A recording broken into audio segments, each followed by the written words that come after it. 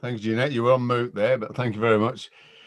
Good evening, everybody, and welcome to tonight's meeting of the Boston Town Area Committee. My name is Councillor Paul Goodale, and I'm the chairman of this committee, and my vice chairman is Councillor Stephen Woodliff. Before we start the meeting, I'd just like to remind members that if you need to register to speak or when you wish to speak, if you would use the raised hand button rather than just waving at me. I will, if you can't, well, I will sort of try and keep an eye on if you're waving, but if you could raise the hand button, it would be helpful. I would also just like to remind members for this meeting, we have entered the purdah period, so just be aware of that. I won't remind anybody later in the meeting, just remind you now, so be mindful of that. And as usual, our usual procedure is for members of the public to be aware of who is attending this meeting at the first point of business. So if you would take a roll call, please, Pippa. Thank you, Chairman. If everyone could indicate their presence. Councillor Alison Austin. Present. Councillor Alan Bell. Present. Councillor Anton Danny. Present. Councillor Deborah Evans. Present. Councillor Martin Griggs. Present. Councillor Neil Hasty. Present. Councillor Martin Howard. Councillor Brian Rush. Present. Councillor Yvonne Stevens. Present. Councillor Stephen Woodliff. Present. And yourself, Chairman. Thank you, Pippa. Present. I don't think Councillor Howard's in the meeting, is he? Can't see him. I don't think so. We've also got officers in attendance tonight. Phil Perry, Assistant Director for Support Services and Partnership and Lead Officer for this committee. Present. Christina Willoughby, Town Centre Service Manager. Present. And from Democratic Services, Jeanette Collier and myself, Pippa Rose. We also have Matthew Van Leer and Ben Shaw from Haven High to present their case for a school street for Marian Road. Thank you, Chair. Thank you, Pippa. And we will move into part one of this evening's agenda then and address the preliminary items. To receive apologies for absence, please, Pippa. We've received apologies from Councillors Vivian Edge and Andorian. Thank you.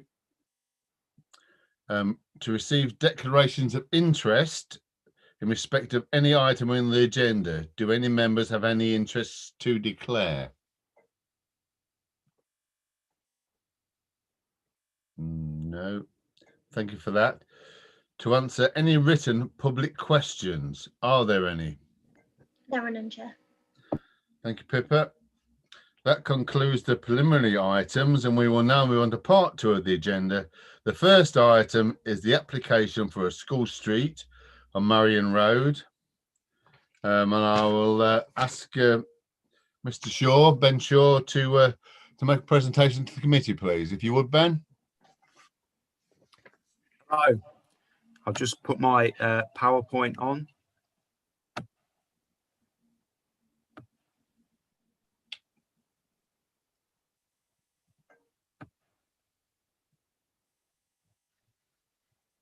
Right, hopefully that is on your screens.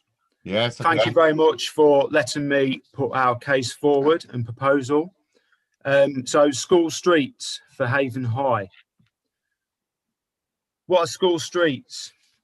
School street is a section of road that becomes closed to traffic during school drop-off and pick-up times, and where a pedestrian and cycle-only zone is created in front of the school. Vehicles aren't permitted to enter the zone during the school street operating times unless they've been granted access, such as residents, businesses, and special groups such as blue badge holders and emergency vehicles are allowed to come through. This is Shelley Junior School, and they apply for a school street.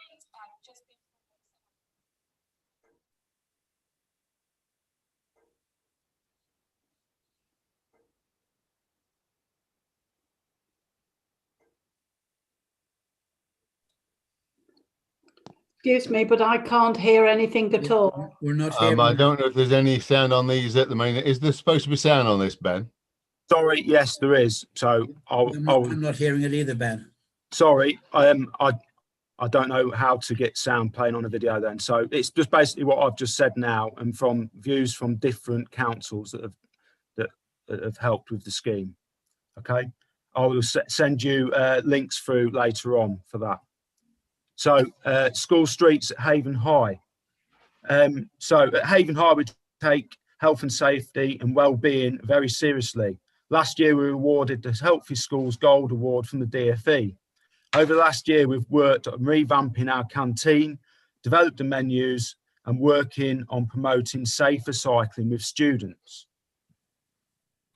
It's from this that the student voice from our school has made their voice sort of heard towards on how they feel about Marian Road.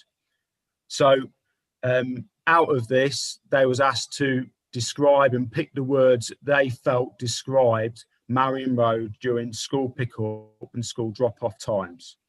Out of this, 851 students chose words such as busy, noisy, polluted, congested, unsafe, and chaotic during these school times.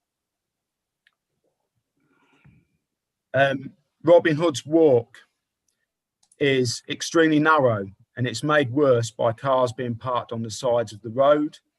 And the footpaths are also very narrow, which means pedestrians quite often have to walk on the road if somebody is walking towards them.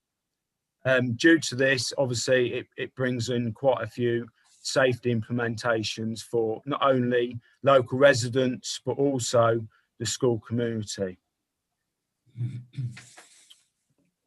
During our 3G pitch, the consultation for that, the residents of Friarway made several comments about it being unsafe pulling out of their road joining Robin Hood's Walk due to cars parking on the side of the road. So again, that is further putting people at risk through not seeing or being able to see what's coming. So I've gone and conducted further research into this traffic problem down Marian Road, and it's made worse by the fact that we've got the town fire station down there.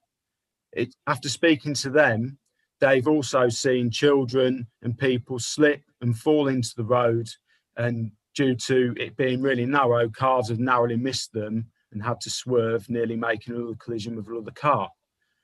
They also expressed their concerns about pickup time, especially that when traffic is coming down Marian Road, it's quite often backed up down to our school gates, which means despite them having their sort of contraflow system on their Norfolk Street junction, that they choose not to use that because the traffic doesn't go quick enough, and they in fact turn left and go down Tattersall Road, which adds further minutes onto their emergency call out. Again, Friarway residents are concerned about their safety, and the community beat manager, Tim Newell from Boston Police Station, also offers his support as he knows how bad it gets. I've used my dash cam footage to find scenes to help you see what it's like. There is no sound on this.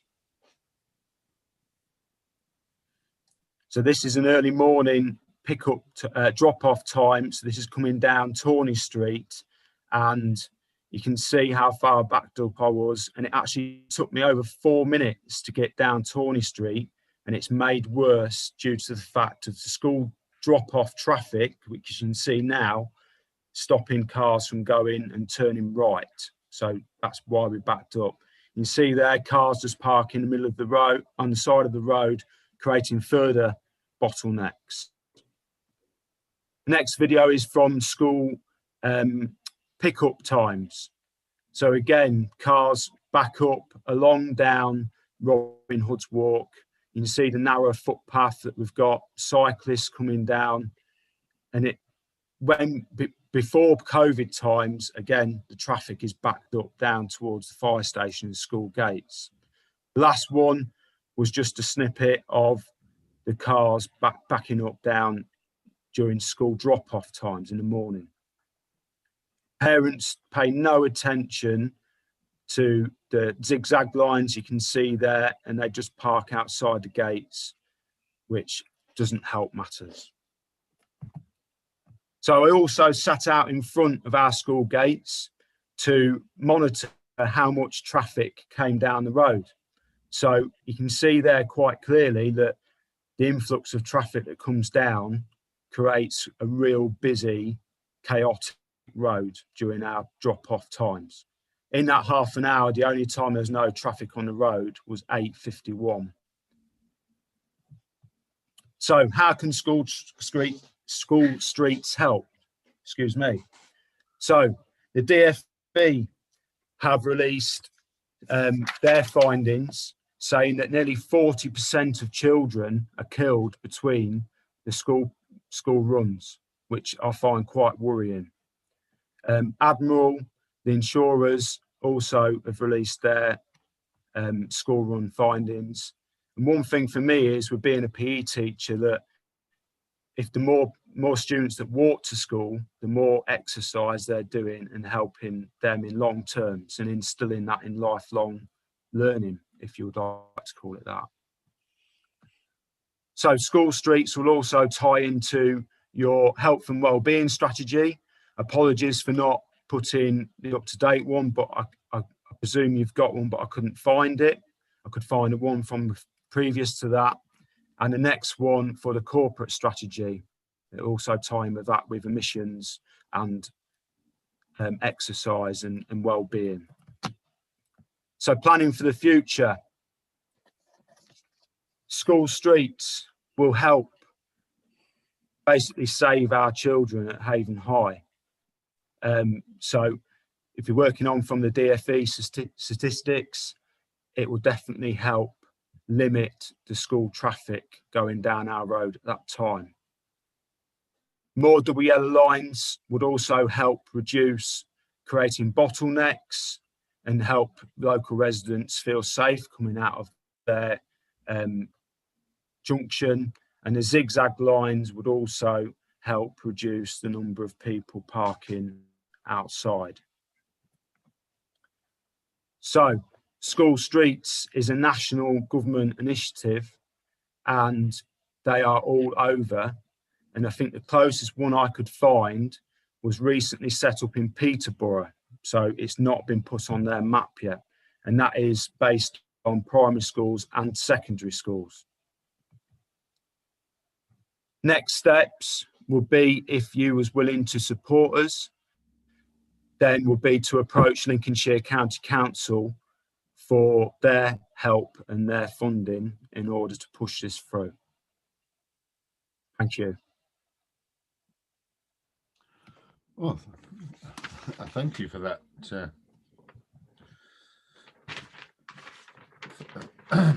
And very, very, very interesting report there, Ben. Thank you. Right, I see we have a number of raised hands. Alison, you were first before we even started. So. Thank you, Chairman. And I have explained to the Chairman, for the benefit of the meeting, that I do have another engagement tonight, and I really ought to be leaving at 7:10. But I will do my best. You know, I run late on. I miss the beginning of the next one, but do the best I can to do both. Right. Well, I did some research on school streets earlier today, just to get my eye in as to what's involved. And my research showed actually that the ones featured tended to be primary schools rather than secondary schools, which is interesting. But of course, we do appreciate that we've got in this area, well, we heard Jonathan Van Tam talking about it, didn't we, the other night, or the other day, that obesity is a problem in this area. So we really want to be getting our children walking. Why do secondary school children need to be dropped at the door? You know, it's lifestyles. And I think we as a borough, we as a county, because I'm a county councillor at this moment, you know, we have to make a stand on this. I thank you for explaining the bit about the special permission, because immediately I was wondering, oh dear, what about the emergency vehicles? And that's Friar Way, isn't it, that goes off just beyond your school to the, well, from my perspective, it's from to the right, yeah. And what about the crematorium? That's something obviously a little bit sensitive, so I await comments on that one. Right. There's talk about double yellow lines. You know, I say, oh, I wish I could do this for the school in my ward, which is St Thomas's. No way, because it's the back road, one of the roads to the industrial estate. You know, it's hopeless, and it's a losing battle that we've been fighting. We were even one of those schools that were part of the pilot scheme with the CCTV cameras, because our situation was so bad. But there seems to be this catch-all that, of course, double yellows, you can drop off, pause or to drop off, I think, or pick up for, is it 10 minutes? I would need someone to confirm that, perhaps the police or somebody. But if this is a way of getting over that issue, that sort of issue, then I think this is admirable. And you've got that advantage of not actually being a proper through road, haven't you? So I would have thought it is workable, because you've said about, you know, special permission being given to residents, and obviously emergency vehicles have to trump everything, don't they? But for residents, any resident with any sense will avoid that situation, you know, avoid that time of day. I mean, seriously, I avoid St Thomas's school at going past it at pick up and drop off time, as simple as that. But so, yes, I think we should, you know, I think it's highly desirable that we are supporting this. And you then have to say, well, why do children need dropping off? Well, if they can't walk at secondary school stage, well, obviously they're in a vehicle that needs some form of disability badge. Otherwise, they can walk to the bottom of Tunnard Street. There's street parking on Norfolk Street, some street parking on Tawney Street and on Thorold Street. They've got plenty of parking within a simple walking distance for a young person of that age. And anyone who's 11 or more years old really should be able to walk that far unaccompanied, I would hope. Okay, I think I've probably said my piece in one go, because I'm aware of the fact that I will have to leave. So thanks very much, and I hope that was okay. Thank you, Alison. Thank you. Yeah. Stephen, Councillor Woodley. Thank you, Mr. Chairman. Thank you, Chairman. Just one thing, did we actually confirm the minutes for last meeting? To be honest, no, I didn't, because I missed that. It's actually not on my script. Well, we can come back to it later, can't we, I suppose? Anyway. We'll do it after this. Yes, okay, fair enough. I suppose I don't disagree with what Councillor Austin said. I always wonder why the fire service plonked their fire station there. I mean, it's probably the worst place to put it, I would have thought, actually. It wants to be on John Adams Way or A47 or, you know, A16 or A17. Somewhere have easy access. I can't understand why that was. Perhaps you should ask the fire service to move. They could sell their site, couldn't they, for housing? Why not? And then find another place outside by the football ground or somewhere like that. Be convenient, wouldn't it? I suppose I'd be interested to know what Park Primary School thinks, because they're around the corner. I'm sure they're supportive, but and you'd have to, you know, canvass the residents. You know, is it Friar Way? Is it one of the roads around there? I think, and other roads around there. You need to gather their support, because obviously there will be a potential restriction on them, I suppose.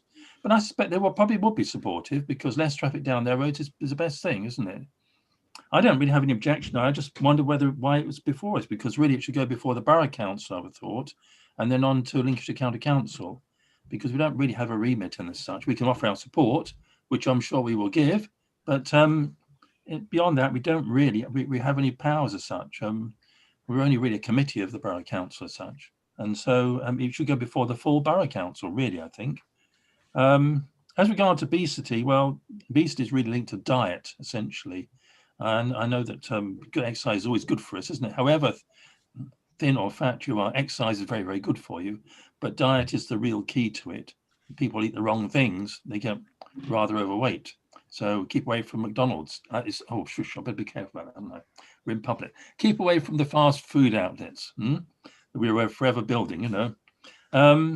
Because obviously those type of foods tend to be high in sugar and high in fat, and you know, maybe they're very tasty, but they're not very good for us. So they're the areas we need to think about. But personally, yeah, it's got my support. I'm sure everybody else here will support it, I would imagine. Makes for safer lives all around and less fumes around the school. You know, we don't want any of those pollutants, particularly from diesel. So if the parents have to park, you know, half a mile away and drop their kids off, well, fair enough, isn't it? I'm sure the good walk in the morning in the rain or snow will benefit the youngsters, won't it? Yeah, I certainly walked to school or cycled to school. Nobody ever dropped me off at all. Mind you, in those days, most parents didn't have cars, or shall we say, not many. So I had to cycle to school or walk to school. Never did me any harm. I lost my hair perhaps, but never did me any harm. But apart from that, yes, fine. It's got my full support. Thank you, Chairman. Thank you, Stephen. Martin, Councillor Griggs, please. Thank you very much, Mr. Chairman. Just a couple of points. Stephen stole most of my thunder and what he was going to say, but just a bit more background information that I don't think Ben stated, but I think it's quite important. I think many people obviously worry about the extra distance the kids have got to walk. How do we know they're safe? And I know I was privileged enough to complete some of my teacher training at Haven High, and I know for a fact that they have duty that goes right the way up, well outside of school grounds, to keep an eye on students as they're coming and going from the school. So I just thought that's quite an important point to mention. I think, yeah, anything we can do, as Ben said, to get the kids moving around a bit more, get a bit of blood pumping, it is always good, not just in terms of health, but in terms of their education. It helps them focus in the morning, nice and wide awake, and it's essential to start the day well, to continue that momentum throughout the day. So in terms of their learning, I think it's a really important thing as well. The only reservations I have, Park Primary School, how would that work with them dropping off? Because what we don't want to do is accidentally create a rat run down Sherwood Avenue, because obviously if people can't go around one way, they'll go around the other, and Sherwood Avenue is also quite bad in the morning. That being said, if the residents are happy for it, then I'm more than happy to throw 100% of my support through. And if they're not, I'd be happy to still support this scheme, but try and find a way we can mitigate impacts on Sherwood Avenue. Because again, luckily through being at Haven High for my teacher training, I experienced the traffic in the morning. And whilst the students are all very sensible, and obviously the teachers are there to make sure they get there safely, a busy road and lots of children, unfortunately, sometimes it may only be an accident waiting to happen. And I think it's far better to take action prior to anything happening than wait and be reactive and say, oh, well, if only we'd done that sooner, that bad thing wouldn't have happened. So more than happy to support the scheme going forward. Thank you, Mr. Chairman. Thank you, Martin. Neil, Councillor Hasty, please.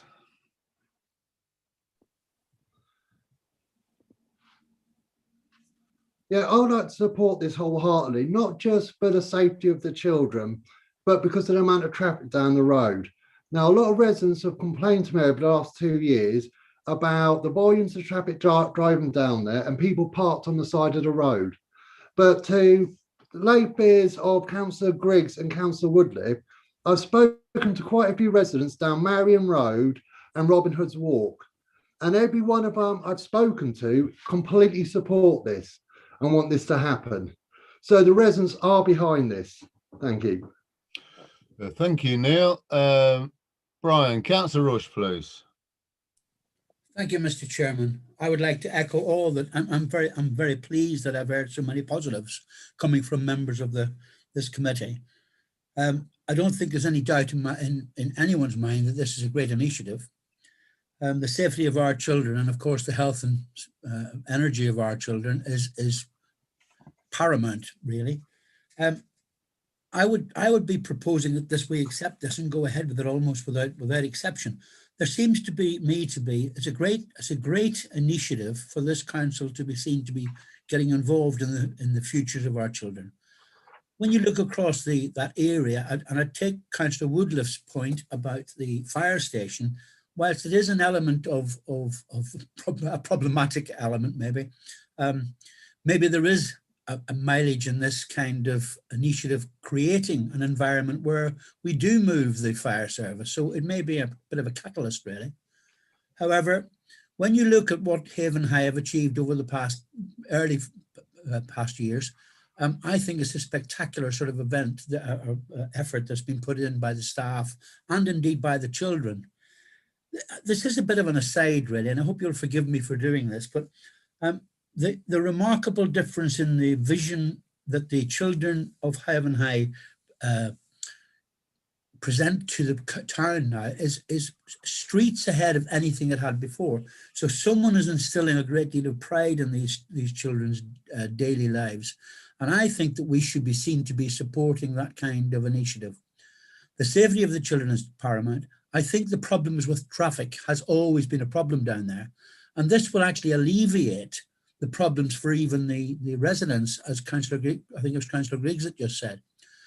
We have to be sensitive to the neighbourhood, and the dropping off of children early doors, if you like, geographically, is a much better idea, and it teaches them roadcraft. It teaches them something like, you know, an opportunity for them to learn the highway code, and frankly, you know, parents are actually doing their children a disservice in a way by driving them straight to the school gates. And I think we need to reinforce the idea that children are responsible and we should trust them. And I have travelled back and forward in the mornings quite a lot past Haven High, and I have to say the amount of children that are walking and very respectful of the traffic situation is a credit to the school and the teachers and the governors and whoever else has input into this. So I would be proposing that we do accept this and we give it our full support. I do hope that every member here will actually support that, you know, the initiative, and we can move forward with it positively. And let's embellish our children with the one gift that I think is very important, and that is trustworthy. Let's trust them to be good and to be well behaved. And I would like to be the first one down there to see the first example of this street school, because even the words itself fascinates me. Thank you very much. I'll go no further. Thank you, Brian. Yvonne, Councillor Stevens, please.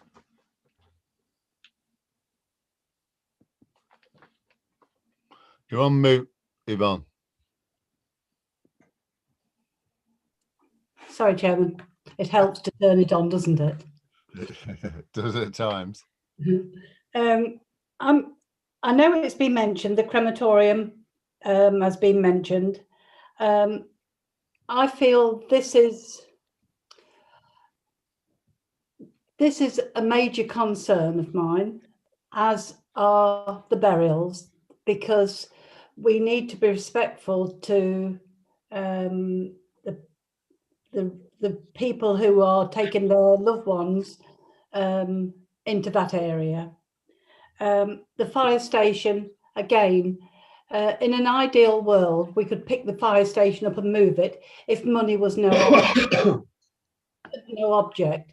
But money is an object, and this does concern me, because where do we find the money from to move the fire station? Although a good idea.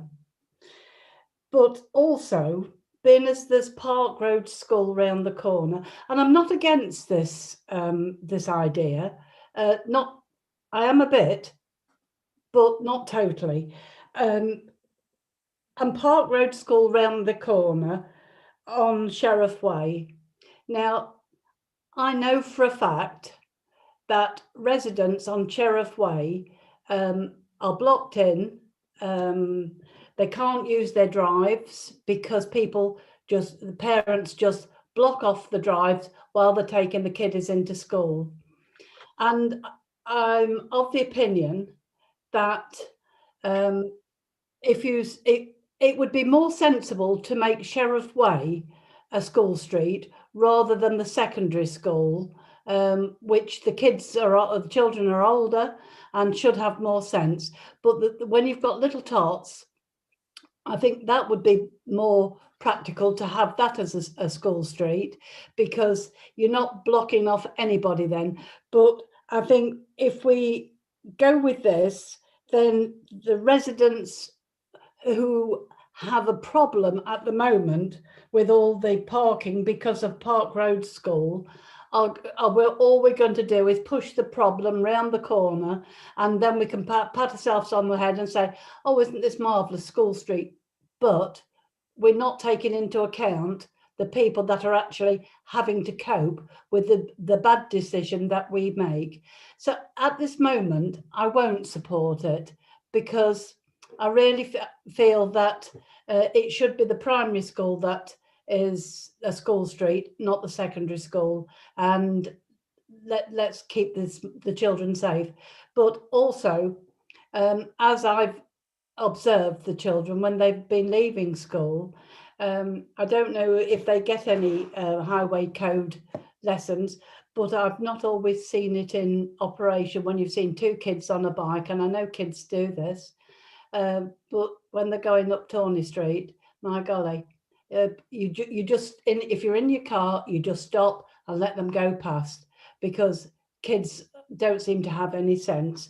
Never have had, and I don't suppose they ever will have until they get to a certain age. But on this, Chairman, I'm sorry, I won't be supporting it, although I do think school streets are a good idea. Thank you. Thank you, Yvonne. Deborah, Councillor Evans, please. Hello. Thank you, Chairman, and thank you for the presentation. I enjoyed that presentation. I feel I'm coming from this from a completely different angle, and it does it sounds wonderful, school street, and how I wish every school had a school street. But I've got somebody has got to stick up for if there's anybody here that is actually taking their children to school. You will understand that you drop one off at primary school, you drop one off at secondary school, you may be dropping one off at college. So you don't actually, unfortunately, because of how long it takes to get to the different schools, and I do know people that couldn't get both children in the same secondary school, you don't have that lovely luxury. We would all love to walk, and many people come miles and miles. And I have to say, John Adams Way is one of the most dangerous places for your child to bike. I do believe that. And I am a bike rider, and I would like everybody to bike ride. I also, a couple of other points. The last research that I saw, that the first year of secondary school, the children, they previously thought they had awareness of how fast a car might be coming or crossing the road, and they found that they didn't. So it's older than we think that children are safe on their own across school. We've got to look at street lighting in the winter. We've got to look at young girls and young boys as well. I don't want to just categorize, walking to school on their own. We've got to be careful of that. We could look at, there's a car park not that far away. We could look at Park and Stride, but I don't know any, I've worked at a few schools and I don't know any school that doesn't have this problem. And I do know a lot of parents. I know parents that have been in tears because they are unable to park. For example, Butterwick School, there's a lot of people go there, but what did they do? They put yellow lines everywhere. The nursery had 11 parking places and they had hundreds of parents, and the parents just had nowhere to park. So I think for me, I'd like to hear what the parents that are dropping off, so I feel comfortable that I'm not putting them under more pressure and more strain. I also think if you move Park and Hayden High and you shove all those cars on the few park, because you try parking in town, so it's a multi-car park, it's been shut for ages. If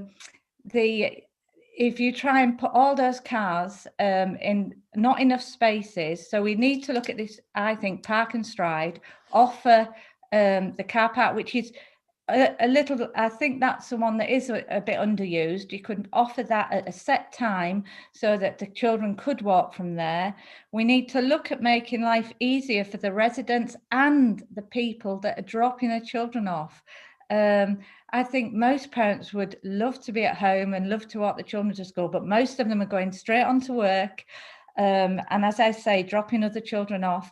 And sometimes the children have loads to carry if they're doing an exam or something, so they can't actually carry that stuff at that day. I'm worried about the crematorium because I was at a funeral recently and coming back, I didn't find it any busier than outside Tower Road and St Mary's. So Ashlawn Drive could perhaps be the next school street.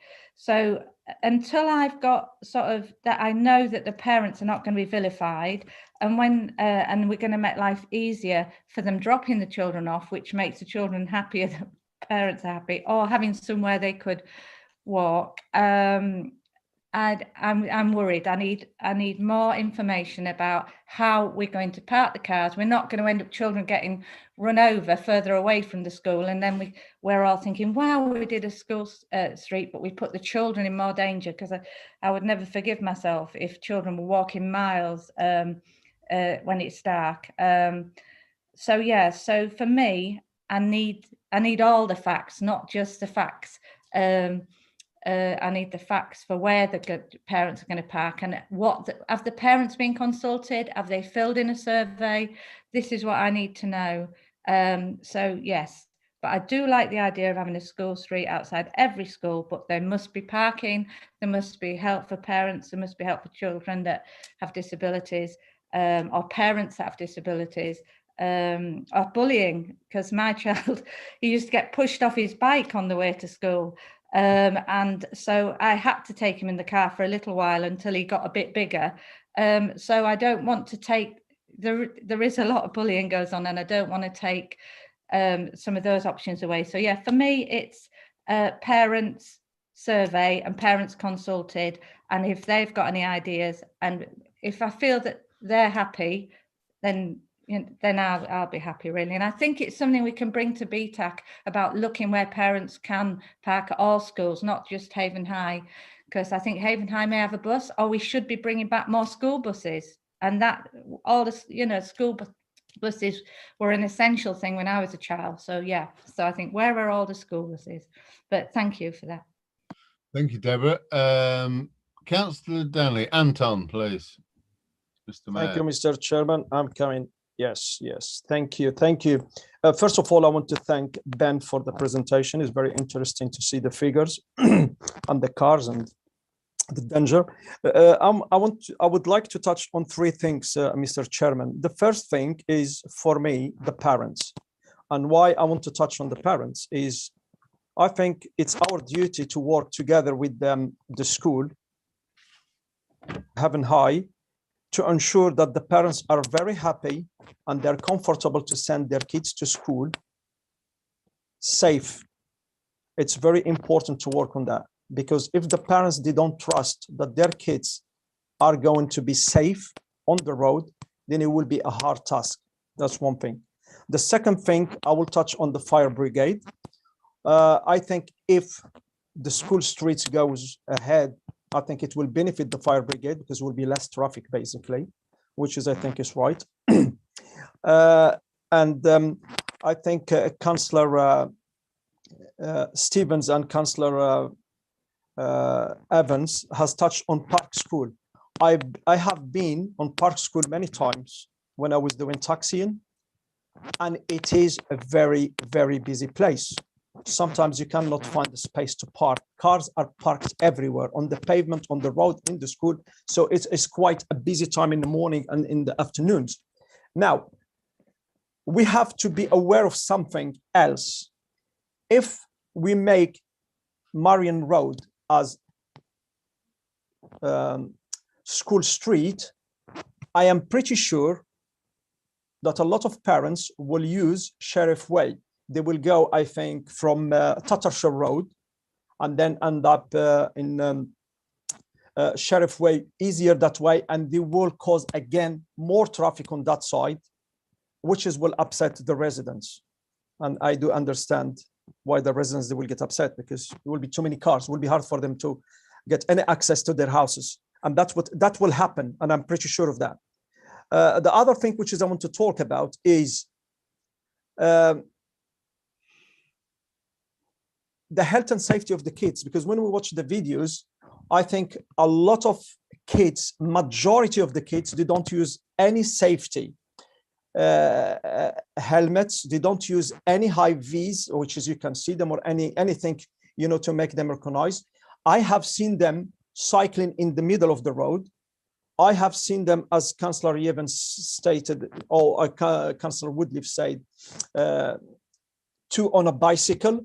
So I think I will support the school street. I'm fully happy to do that, because I will support it for many reasons. One of the main reasons, we can use it as a pilot scheme in Boston.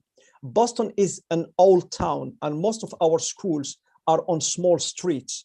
If you go to Tower Road, and Tower Road, a primary school, which is have John Fielding's on next door, and I think St. Thomas on next, that's caused a queue of cars coming from Tower Road, almost from Freston Road, and it gets packed. It's a norm there, because if somebody goes around there or lives around there, they will understand it. So as I say, we can use it as a pilot scheme. If it works, I think we should probably push for it to be done around many schools. But I will still insist that the school and us as councillors, we should probably get in touch with the community. We should provide the community with more knowledge about, you know, cycling to school for the secondary, and how you can walk with your kids if you are not living far from the school. I do understand if it's a rainy day or it's snowing, which is we get it sometimes, that they will take their kids in the car, or sometimes the parents are late, so they have to drive them to school. When you are a parent, you meet these things. You are late, you're going to take your car and take your school.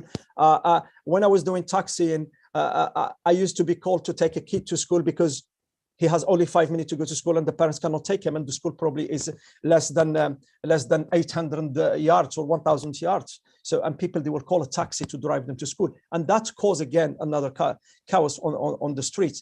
As I said, I think we have to communicate with the parents properly. We have to make the kids aware that their safety is our priorities, but the kids, they have to understand that they have to use helmets, and they have to be probably well-mannered when they go out of school. They have to use the right ways. As I say, it will be benefiting, I think, the fire brigade, because they will have a better access. And we have to look at Sheriff Way, because that will be busy. It will take the hit if we make Marian Road Street. But saying that, I will still support it, and I would like it to happen. Thank you, Mr. Chairman. Thank you, Councillor Denny. We'll move back to, all right, Neil, Councillor Hasty, please.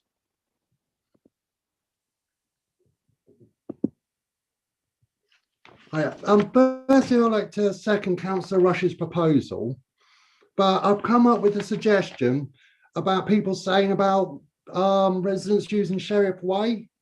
And if the school could get on board with this, it might actually work. Would it be possible to use the car park, which is very rarely used on Norfolk Street, as a dropping off zone? There's a zebra crossing to get across Norfolk Street so the kids can walk from the car park and cross the road, walk all the way down to Robin Hood's Walk. And if there's no cars using that road during the dropping off and picking up times, they should be safe enough to cross over the road to get into the school. But that should sort out the concerns about people using Sheriff Way to drop them off. And surely by using the car park on Norfolk Street, it'll be easier for people to get in, get out, and it'll be a lot safer for the kids. Thank you, Neil. Brian, Councillor Rush, please. Thank you, Mr. Chairman. and I would like to applaud Councillor Hasty for his visionary words. It was what I was going to say, in fact. But I think one of the things that we have to understand here, someone mentioned earlier on about the younger children at the primary schools that are down Sheriff Way, Sherwood Avenue, or whatever. I think that Haven High is actually an ideal model for this kind of initiative. And I do appreciate Councillor Vaughan Stevens' concerns and in fact, Councillor Deborah Evans. And it's right that they should care and they should think about what we're doing. But you couldn't, I don't think, find a school more suitable for this proposal. Now, we take on board the presence of the fire station, and it is a concern, and we have to address that. We can't just ignore that. But I think that what we're doing is we're going to teach our children, by adopting this proposal, I think we will teach our children about the dangers of the highway. I think that we will teach trust in our children, to say to them and to teach them, part of their education, if you like, is to be responsible for their own safety. Now, I understand that we will be there as overseers in one form or another, but we can't ignore the fact that these children are sort of youth. They're bordering on what you call the mini adults of the future, and they've got to be trusted. And maybe if they're trusted, they will actually appreciate that trust. Just look at the changes that's been made in that school in the past couple of years, maybe more, I don't know. But they are a credit to the street scene. And I think that they will respond positively to this. Now, I understand there are some, if you'll pardon the expression, some bumps in the road to address, but I think we can overcome those. And I think that this council should be able to create an environment there that is both safe and beneficial for those children. And remember this, the long-term value is you teach them responsibility and they will teach their future children or families responsibility. We can't just keep putting children into a car until the age of 15 or 16. And then at the age of 17, when they leave school, they have no idea about how you run your life in this world. There is always a risk in everything we do. We have to accept that. But I think that the way Haven High has progressed over the last few years, I think that children there can be taught responsibility. And I take on board as well that there are other schools in the town, and we'll use this as a role model, the role play, call it what you want, to prove that this kind of thing can work. And maybe we ought to trust our children and they will trust us back. So I will be supporting this all the way down the line. And I can't not support it. Thank you very much. Chairman. Yeah, yes, Janet. Thank you, Chairman. Sorry to interrupt, but I just want to clarify that the committee can't actually move this proposal forward. All you can do is offer support, in whether that's a letter of support or so, and it's not in the committee's hands. Thank you. Thank you, Jeanette. It's just the point I was just going to make, that it's not within our gift to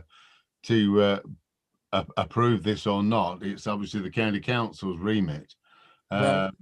Maybe I was given a positive vibe, Mr. Chairman. No, that's fine, Councillor Rush. I was just going to make that point, that we can offer our support, but it is within our remit, but it's not within our remit to actually move it forward or not. It's the county councils. We can ask the county council to consider it, and we can ask from BTAC, and we can also ask to go to the cabinet for those to actually support it as well, which is what within our gift. That they're the only two things within our gift. But I appreciate members are very keen to see this happen as it is. Right, I have three more speakers, and then we will draw this to an end, because we can only offer support, and that's it really. Councillor Danny. Thank you, Mr. Chairman. I was going to touch on that one when Councillor Hastie has seconded the proposition. We are here just to support, actually. What I want to touch on is Councillor Hastie stated that we should use the parking at Norfolk Street. If I'm not mistaken, that's the one on Turner Street, that parking. And there is a zebra crossing, which is, I totally agree. The only thing we have to look at, that parking is a payable parking. That's the first thing. So financially, I don't think so the parents will be paying to park there to walk with their kids or let the kids walk. That's one thing. Secondly, there is only 2 machines, payable machines there at that parking. Is going to have a queue of people queuing to park and pay. So we're going to create something. I think we should look at it as, we should look at supporting it, but I think there is more studies to be done. And I think probably that will be down to the county council. As here, as I said, I support it and I would like it to be a pilot scheme because there is so many schools in Boston which is they suffer from the same thing. And that's my point. I think we have to look after our residents. We have to look after the parents who bring their kids to schools. We cannot ask them to park their cars in their parkings and they have to pay for the parking and then they have to wait for the queue to pay, get the ticket, get the kid, go up. I think we just create something. I think we leave it as it is and I think the parents might find a way. But as I said, we should consult with the parents on these matters. And I think we support it and hopefully Lincoln will do better job and can do better study and come up with some ideas. Thank you, Mr. Chairman, for allowing me to talk for a second time. Thank you, Councillor Danny, Mr. Mayor. Stephen, Councillor Woodliffe.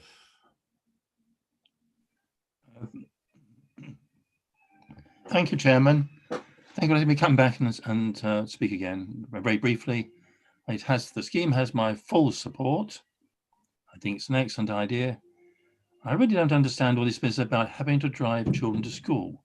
In all the years of my schooling, 18 years, what it was, I don't know, long time, I never was driven to school. I either cycled or walked. My secondary school was 2 miles away. I cycled. I cycled there in the morning. At lunchtime, I cycled home. And then in the afternoon, I cycled back to school. And in the evening, I cycled home.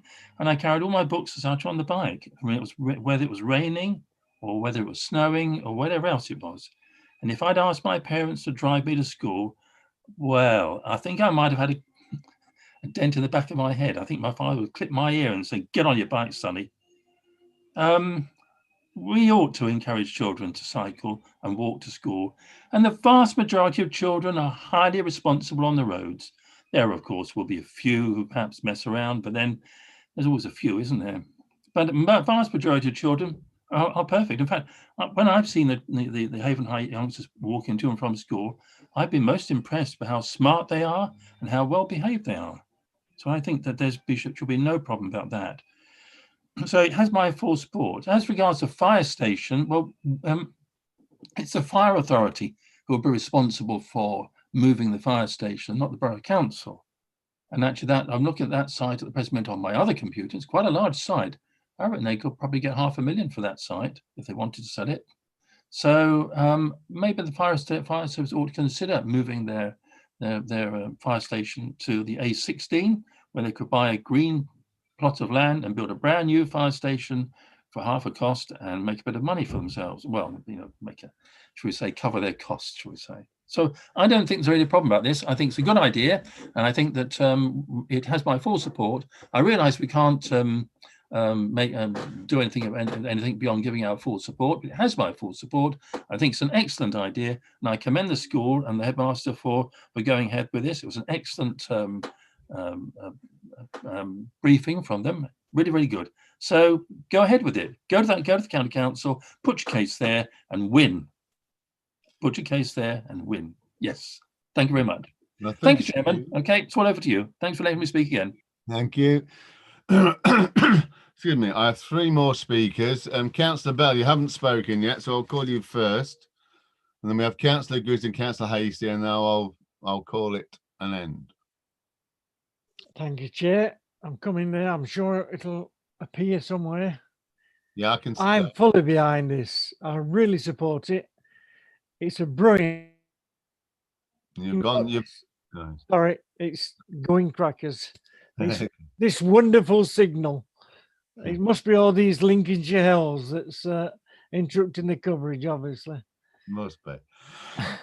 No, fully support it. We tried something not dissimilar in Nottinghamshire, but unfortunately we lost the vote at County Council. But I wish you all the luck in the world. This is a must for me. It really is. As my colleagues have said, it would set a precedent, and that's what we need to do. We need to look after the health and welfare of our children. We really do. They're the future. And I'll leave it at that. Thank you, Chair. Thank you, Alan. Excuse me. Martin, Councillor Griggs, please. Thank you very much, Mr. Chairman. Just to come back on a point Anton made, I don't assume, and I'm sure Councillor Hastie will correct me afterwards if I'm wrong, but I don't assume for a second that Councillor Hastie was suggesting we charge parents for parking the car park to drop the children off. I'm assuming he was suggesting some form of revamp to the car park to create a safe space for the children to be dropped off free, which would seem a logical approach. So I commend Councillor Hastie on a good idea. As a way moving forward, obviously we have no decision-making authority, but I'd like to propose that we write a letter strongly supporting the idea, and I'm sure that Matthew and Ben and any others involved at school will go off and take what we've said in terms of liaising with parents and gathering that evidence base, and I know they have a fantastic rapport with the parents of the students. So I'd like to propose that we write a letter strongly showing our support to help in their evidence base when they do present their case at County Council. Okay, thank you for that. Thank you for that, Martin. Yep, Councillor Neil Hastie. Neil, please. Yeah, it wasn't my intention to charge the parents to park there.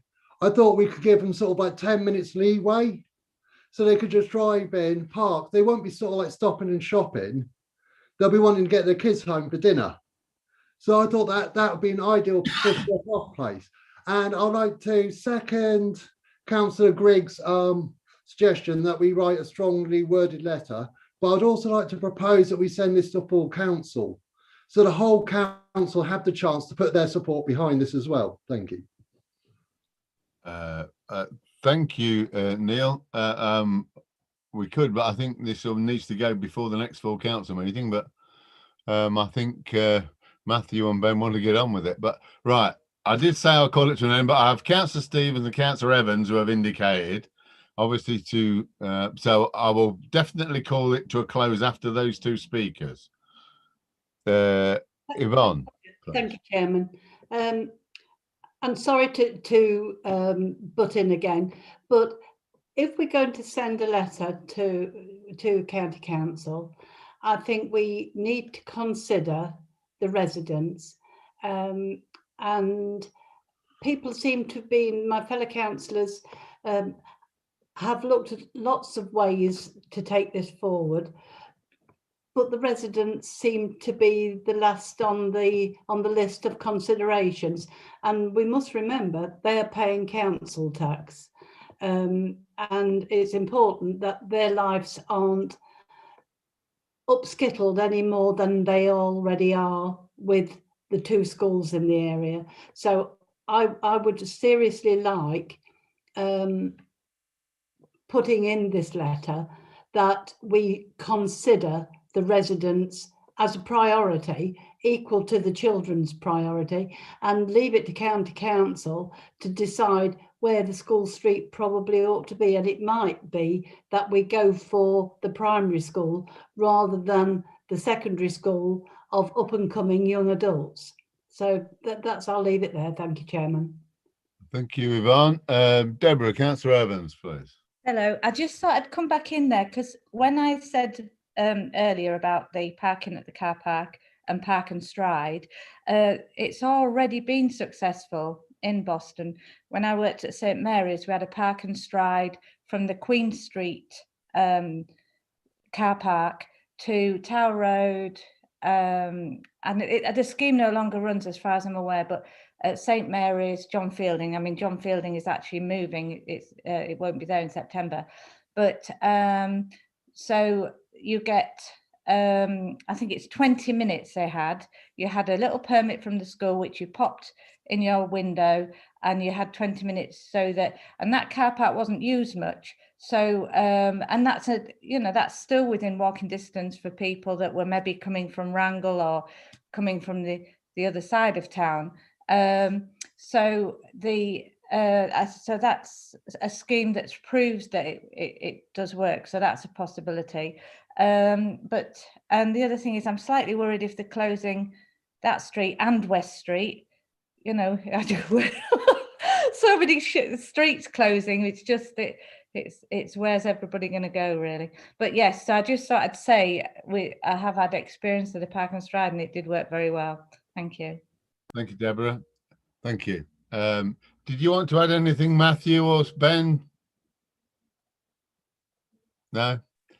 Thank you. Yeah, just very briefly, Chairman, thank you for the invite. So first of all, councillors, thank you so much for your attention this evening and your deliberation and wise counsel really about sort of the proposal. I think we can certainly take away some ideas from your proposals tonight. I appreciate your overall support. It's really important for us, and the comments about the progressive nature around the academy are really important for us. But we will certainly take this forward with your wise counsel, and yeah, thank you very much. And you're always welcome to visit us when the opportunity allows. Thank you. Thank you, Matthew. Thank you. Right, well, as I said earlier previously, this is for noting, but there does seem to be very strong support for this. So I am happy as chairman of BTAC to actually write a letter to the County Council in support of this. Also, I'm obviously taking on board what Councillor Stevens has said, but I think Matthew and Ben have taken that on board as well. So I'll try and include everybody's views within this, but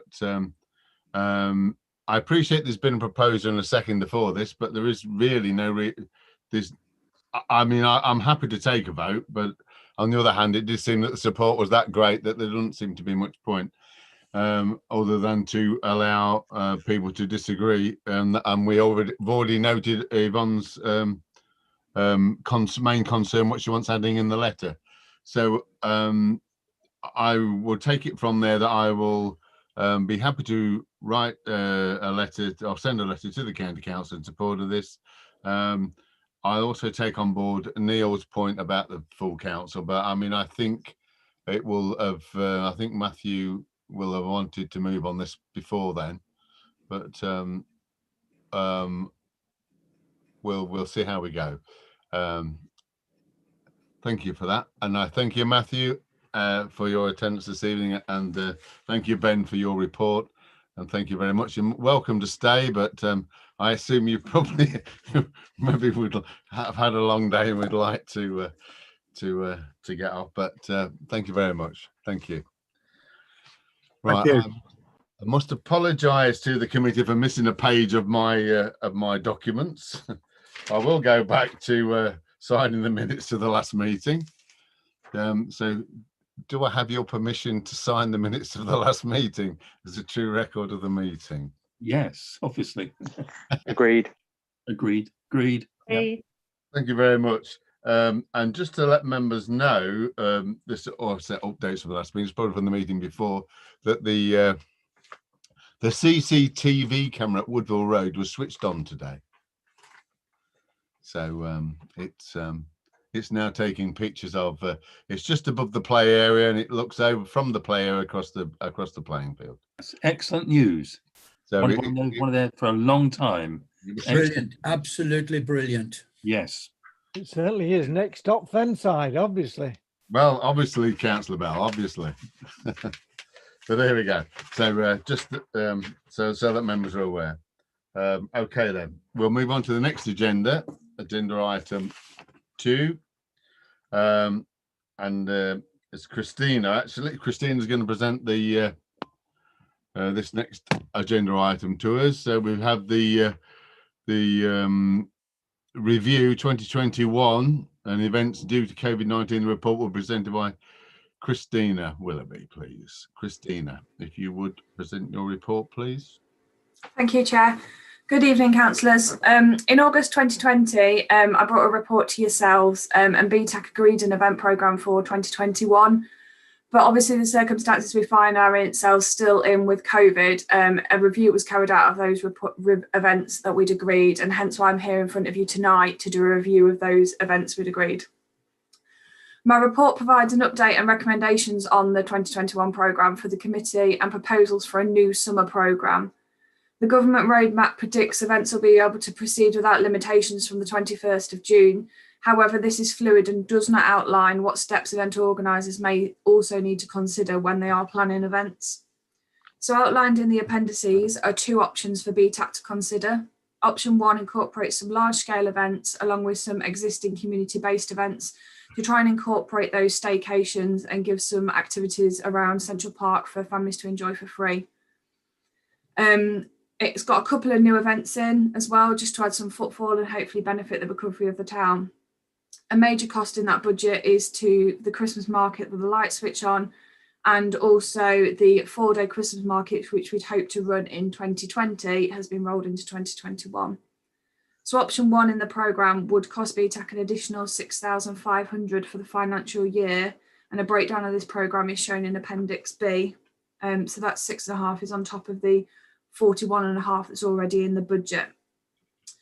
The second option focuses on a smaller, limited number of events. Again, does include some free activities, but probably not as many. Well, it won't be as many over the summer, but does include the major attraction of the Christmas market and the switch on. And again, the 4 days Christmas Hamlet, which we'd planned for 2020, rolled into 2021. And that option 2 can be delivered in the annual baseline budget, so there's no additional spend on there. We do continue to work closely with external event organisers and partners to extend the programme and bring additional events into our town. We know the events programme leads to wider benefits, increased footfall has been reported when we've put events on, and we do continue to look to work with businesses to gain some sponsorship on events. This report requests, and my first recommendation is that BTAC continues to support the events programme and members consider the option to increase the budget by 6.5 to allow a continued delivery of the programme. I welcome any questions on this. Thank you, Christina. Thank you for that. Councillor Stevens, Yvonne, please. Thank you, Chairman. Well, I am in favour of option 2. I'm not in favour of option 1 because if we're going to have an additional spend of 6,500, we're not a money pit. We've got to find that 6,500 from somewhere. And it would be all well and good if we go with option 1 and this time give an extra 6,500, and then next year, what's the extra going to be required? I'm a great believer in staying within budget and cutting your cloth accordingly. So as I said, I'm in favour of option 2.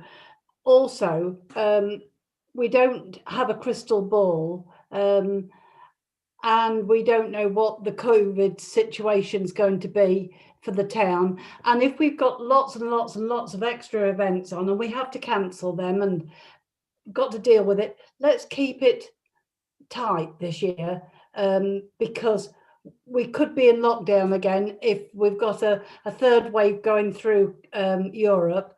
The likelihood is it's going to come over here and who knows where we're going to be. So I'm in favour of caution, sticking within the budget because, as I said, we're not a money pit and we certainly don't have a money tree. Although it'd be nice if we did. But by my suggestion of going with option 2, I'm trying to think of the safety and protection of our residents. Thank you, Chairman. That's all I've got to say. Thank you, Yvonne. Martin, Councillor Griggs, please. Thank you, Mr. Chairman. Before I start, Christina, could you just clarify, as I may have missed it if it's in the report, but I don't think it is, in terms of the additional £6,500, if events were to be cancelled, would any of that be covered or be able to be rolled over into events next year? I understand obviously all of that wouldn't because work needs to happen to facilitate events, but would any of it? No, it's what we do. So obviously when we'd already booked some stuff for 2020 before COVID had struck, so we couldn't sort of strike up a deal to say if we had to cancel this because of COVID, would you roll it on? Once COVID had sort of fully kicked in from March, anything that we booked after that point, we did on the understanding that if we needed to cancel it, it would be rolled into the following year. So yeah, anything that we were planning now would be on the proviso we would only really book it if we could roll it into 2022 if we had to move or cancel that event. Lovely, thank you very much. And in all fairness, it doesn't really change my response anyway, but just in terms of clarity for the committee, it may help.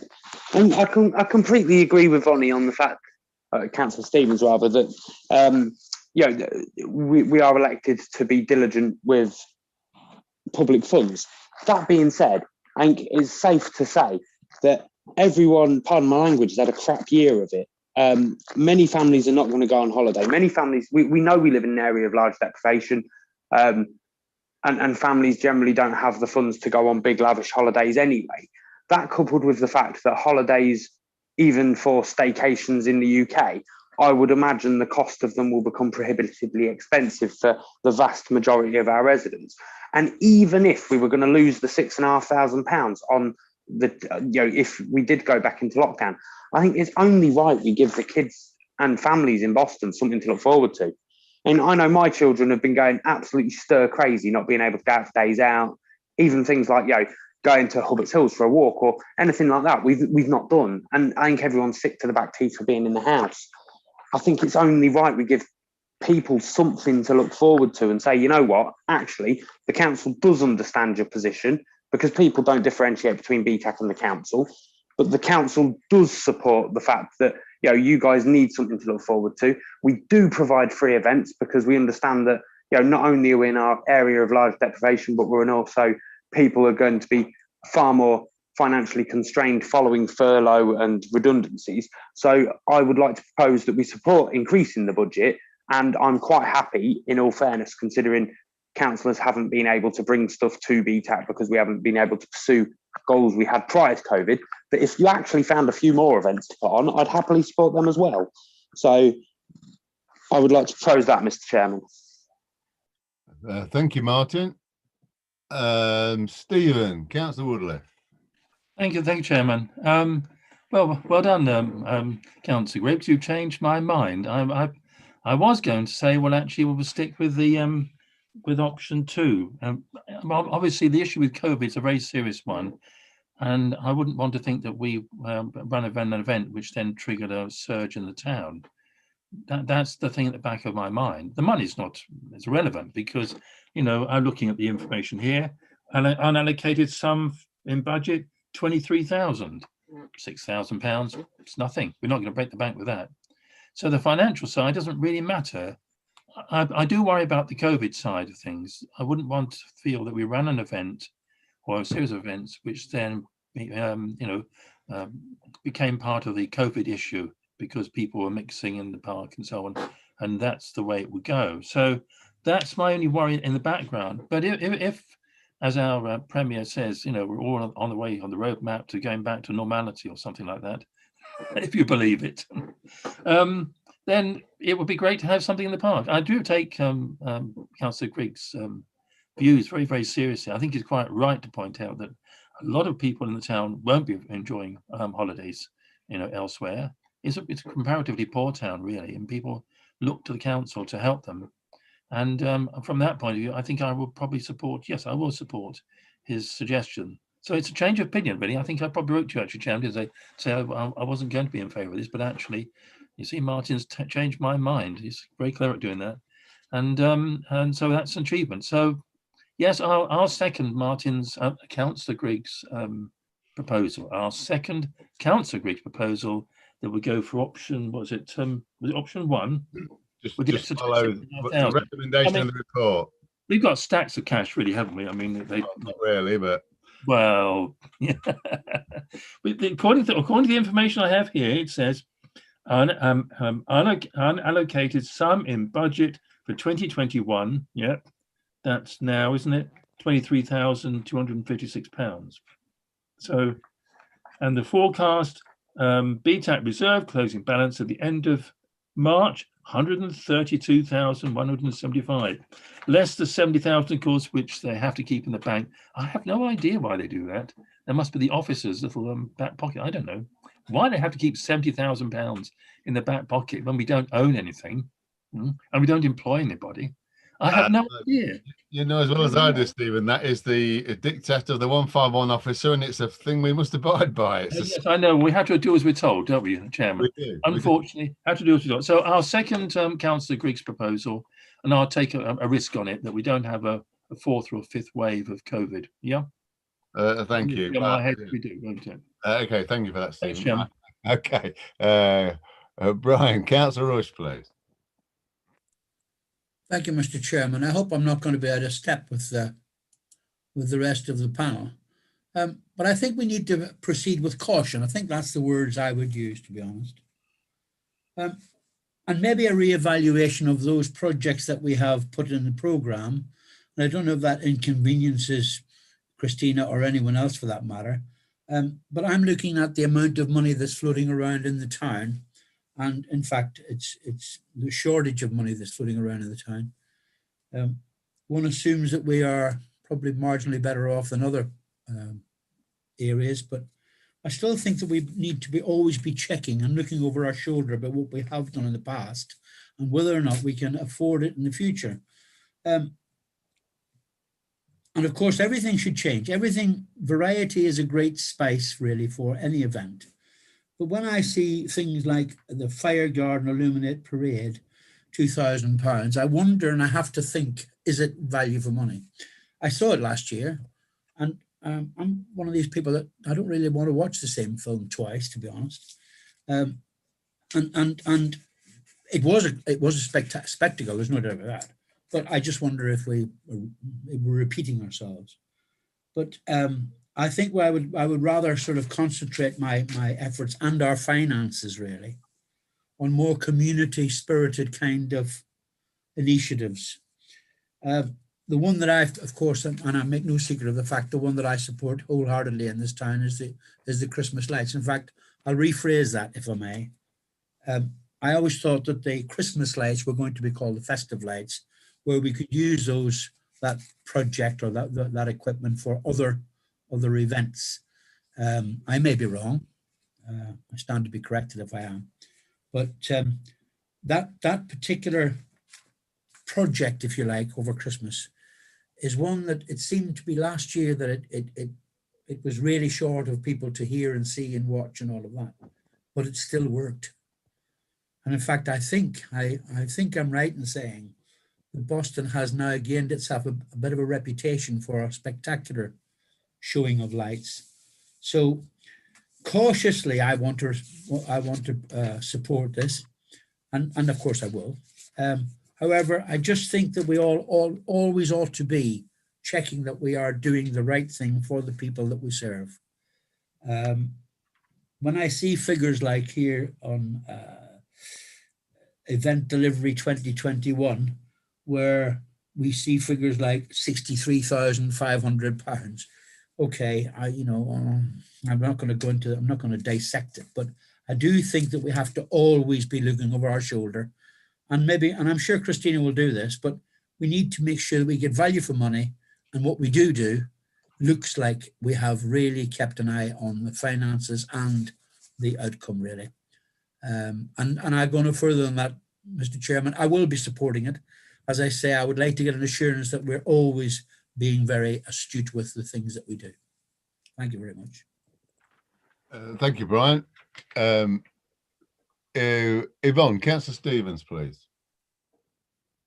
Thank you, Chairman. Well, I just wanted to add that I grew up without a holiday. We never went on holiday because my father was always fishing. Came from a big family, and a treat for us was if Skinner's ice cream came down and there was enough money in the kitty, we had a threepenny ice cream. If we went to Central Park and had to play on the swings, that was like a day out. Kids don't necessarily need all the paraphernalia that the the parents think they need. They just need to be loved and know they're safe. And I really hate the thought of overspending over the budget. It galls me. And I hope my fellow councillors will take that in mind and not support option 1. And I will put a proposal in, Chairman, if I might, to go with option 2 if option 1 fails. Thank you. And I'd look for a seconder. Thank you, Yvonne. That is actually in the recommendations anyway, but if option A, the recommendations are to support B, but if B fails, support C, which is basically what you've just said. So that's in the recommendation anyway, Yvonne. Okay. Anton, Councillor Danny. Thank you, Mr. Chairman. I'm going to be very brief and simple. I think all of us, we know that we had a very difficult year last year, and now we are starting this year again, and it may be difficult, we don't know. But as everybody talks, there is a third wave of the pandemic in Europe already. Hopefully, and I do hope sincerely that we don't get it. But looking at our politicians, we still get people from Europe traveling to come to England. So I hope they will do something about that. Honest truth, I will support a good program for our residents and the communities of Boston. We should give something back to the community this summer. If we can, we should come with good events. We have done so in the past, but now because of the COVID, I think we should be more probably aware that we may not be gathering as big groups. So we have to think about something which can please the community. For me, option 1 or option 2 really is not a big difference. As Councillor Woodliff stated, £6,500 is not a lot of money. And I really hope that we can give something to the Bostonians. I think we should thank them for their support, for their understanding, and for fighting the pandemic in the town. I think it's our turn to give something this year. Thank you, Mr. Chairman. Thank you, Anton. Mr. Mayor. Deborah, Councillor Evans, please. Thank you, Chairman. It was interesting listening to all the valid views, and I am leaning towards, or I would like to, if needed, second Councillor Stevens. I tend to think, even though we need to just be careful of the pennies, really, and we'd still provide something worthwhile. So yes, so that's it. Thank you. Thank you, Deborah, for that. Just to, from my point of view, I mean, probably the extra funding that Christina has asked for is something probably down my fault, because the big local funding, as you know, often supports activities in the park for children within the school holidays, and this year they feel that they can't support such events. So I said to Christina, my view was that we needed to offer children as good a summer in the park as we possibly could, with the beach things and that sort of what's happened in the past. So so it was probably my fault. I mean, I fully appreciate what members are saying about the the need to be mindful of our budgets, and I also accept what people are saying, their fears of COVID and the third wave, and that's why I basically took the decision, along with the consultation with the Stephen and the officers, to cancel the party in the park for this year. But like most members, I do feel that that people tell me, and I see it every day, that children have probably suffered the most with the lockdown, being stuck in the house. I know they're back at school now, and I know from my own grandchildren that they've been thoroughly fed up, although they won't be able to benefit from any of this because they don't actually live in Boston anymore, or they never have actually, the grandchildren. But I take on board what members have said, but I think it's important that we do give as much to the children as possible if we can. And Christina has arranged the event so that if for any reason that COVID strikes or we have to cancel, that they will be easily arranged, easily cancelled, and we can actually move the funding if we need to, as you said earlier on. So I think that's important. And at the end of the day, I mean, most of the biggest chunk of this is going to the Christmas celebrations, which hopefully will be going ahead this year, but because it's obviously in December and a fair way off, but it's still a fingers crossed, I think. And I fully accept what members have said, and I'm more mindful of the budget probably than most, to some degree. But on this instance, I think it would be money well spent in actually trying to give the children something in the park. I fully accept what Yvonne has said, and I had a similar childhood, and I suspect most of us did to that, but to hers. But you know, I do think that our children have really suffered a lot within this lockdown period, and I do think if we can actually provide a little bit of something extra for them, then that's possibly something we should do. But I won't say any more on that. Alan, Councillor Bell. Thank you very much, Chair. Unfortunately, I know it's going to disturb you a lot. I can't get my video on. I know it's really upsetting for everybody. I just want to say, Christina, brilliant. I love this report. Absolutely amazing. Broke it down. I love it. Put it all together for a mundane person like for me to understand. And I think, Chairman, you've said everything I wanted to say. I think we really must give something back to the children for their mental health, because as you said, a lot of children have been, if they've got a garden, it's lovely, but some are in flats, etc., so they've just been tied to their houses. So it would be nice for us to give something back to the children. The rainy day is here. I know we have to be frugal with money, and my childhood was same as yours and Yvonne's.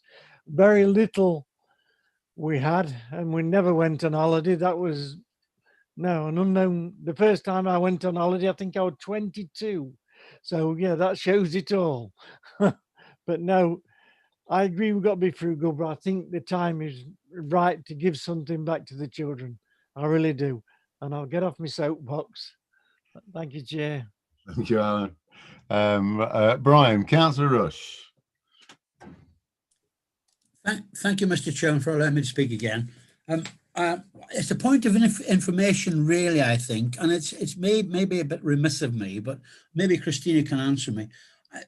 Can you just give me an idea of the big local, how the big local itself is, as an association, is funded, and where their input of money comes from that they then generously give to this borough council? That's the first point I would like to make. But having said that, I also am very supportive of everything we do.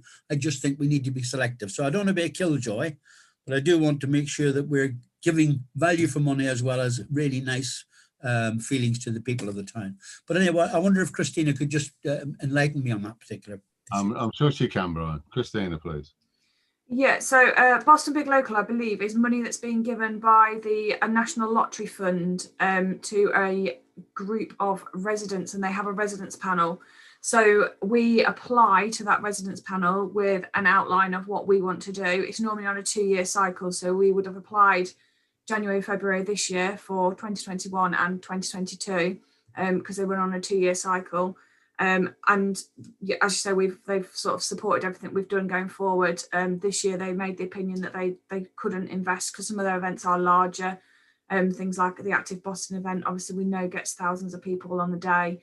The beach events and the beach there throughout summer, again, we felt it was difficult and possibly one that was hard to sort of socially distance and be COVID safe. So after Fran Taylor had had several meetings with them, a decision was reached that they wouldn't support the larger events. They've not ruled out supporting any events. There's a possibility that it may come to August. We could be in a really good place, and we could say we really fancy doing a Pirate and Princess Day or a fairy door hunt for the kids to come out and enjoy the park. We'll do one in 2 weeks on a Wednesday. Would you support that? And they have kind of said that they'd be interested in doing that sort of thing. They just don't want to commit to any sort of large scale and big events from that point of view. Just on, oh, sorry, do you want to just come in on that, Councillor Bush? Oh, I just to cover off a couple of the other points as well. Obviously, like you say, the fire garden, I appreciate you saw it. It'll be 2019 now, won't it? But the idea was to expand that and take it into the park. There's been workshops that have been going on all year. So rather than it just sort of being Walk the Plank brought sort of some sculptures in and everything that they'd already got, they were being made by local people in the community. So it was a larger scale we were going to be doing. And as I say, it would be in the park. So it would be on a lot bigger walk round and a lot more attractions than sort of what we had in the car park. I'm with you, Councillor Bush, in terms of we are constantly reviewing what's out there on the market, what we can reinvent and recreate that would excite people. And I can honestly say I never walk away from an event being 100% happy, because I always wander around thinking, could we have improved that? Would that have been better? Would that have given a better customer experience? Would that encourage me to come if that was? So we are constantly doing that review and looking where we can improve and get those people to come back and also make it a bit more exciting. From a finance point of view, we obviously are restricted through the procurement regulations through the council, so we have to go out and get the quotes and with what's needed from that side of things. So yeah, it is all sort of scrutinised where we can. Where we've got the 63,000 that you've raised in one of the other reports, that was a massive year of events with some large scale. So like Councillor Goodell's referred to, that had the party in the park, in which a decision's been made to cancel that already. It was to host a large Boston show, which would have been all in the park, inviting communities and charities together. And we'd sort of looked at putting a food competition on there and that kind of thing. So those large scale events, and hence the reason I'm here today, if we weren't in COVID, they would have run last year and hopefully have rolled into a programme for this year. But we just didn't feel happy to move that programme forward given the state we're in at the minute. And I can assure you that obviously around COVID, we're constantly watching where we are, watching brief on what's coming up, where the current position is, and any risk assessments, we'll factor in the things that we need to factor in.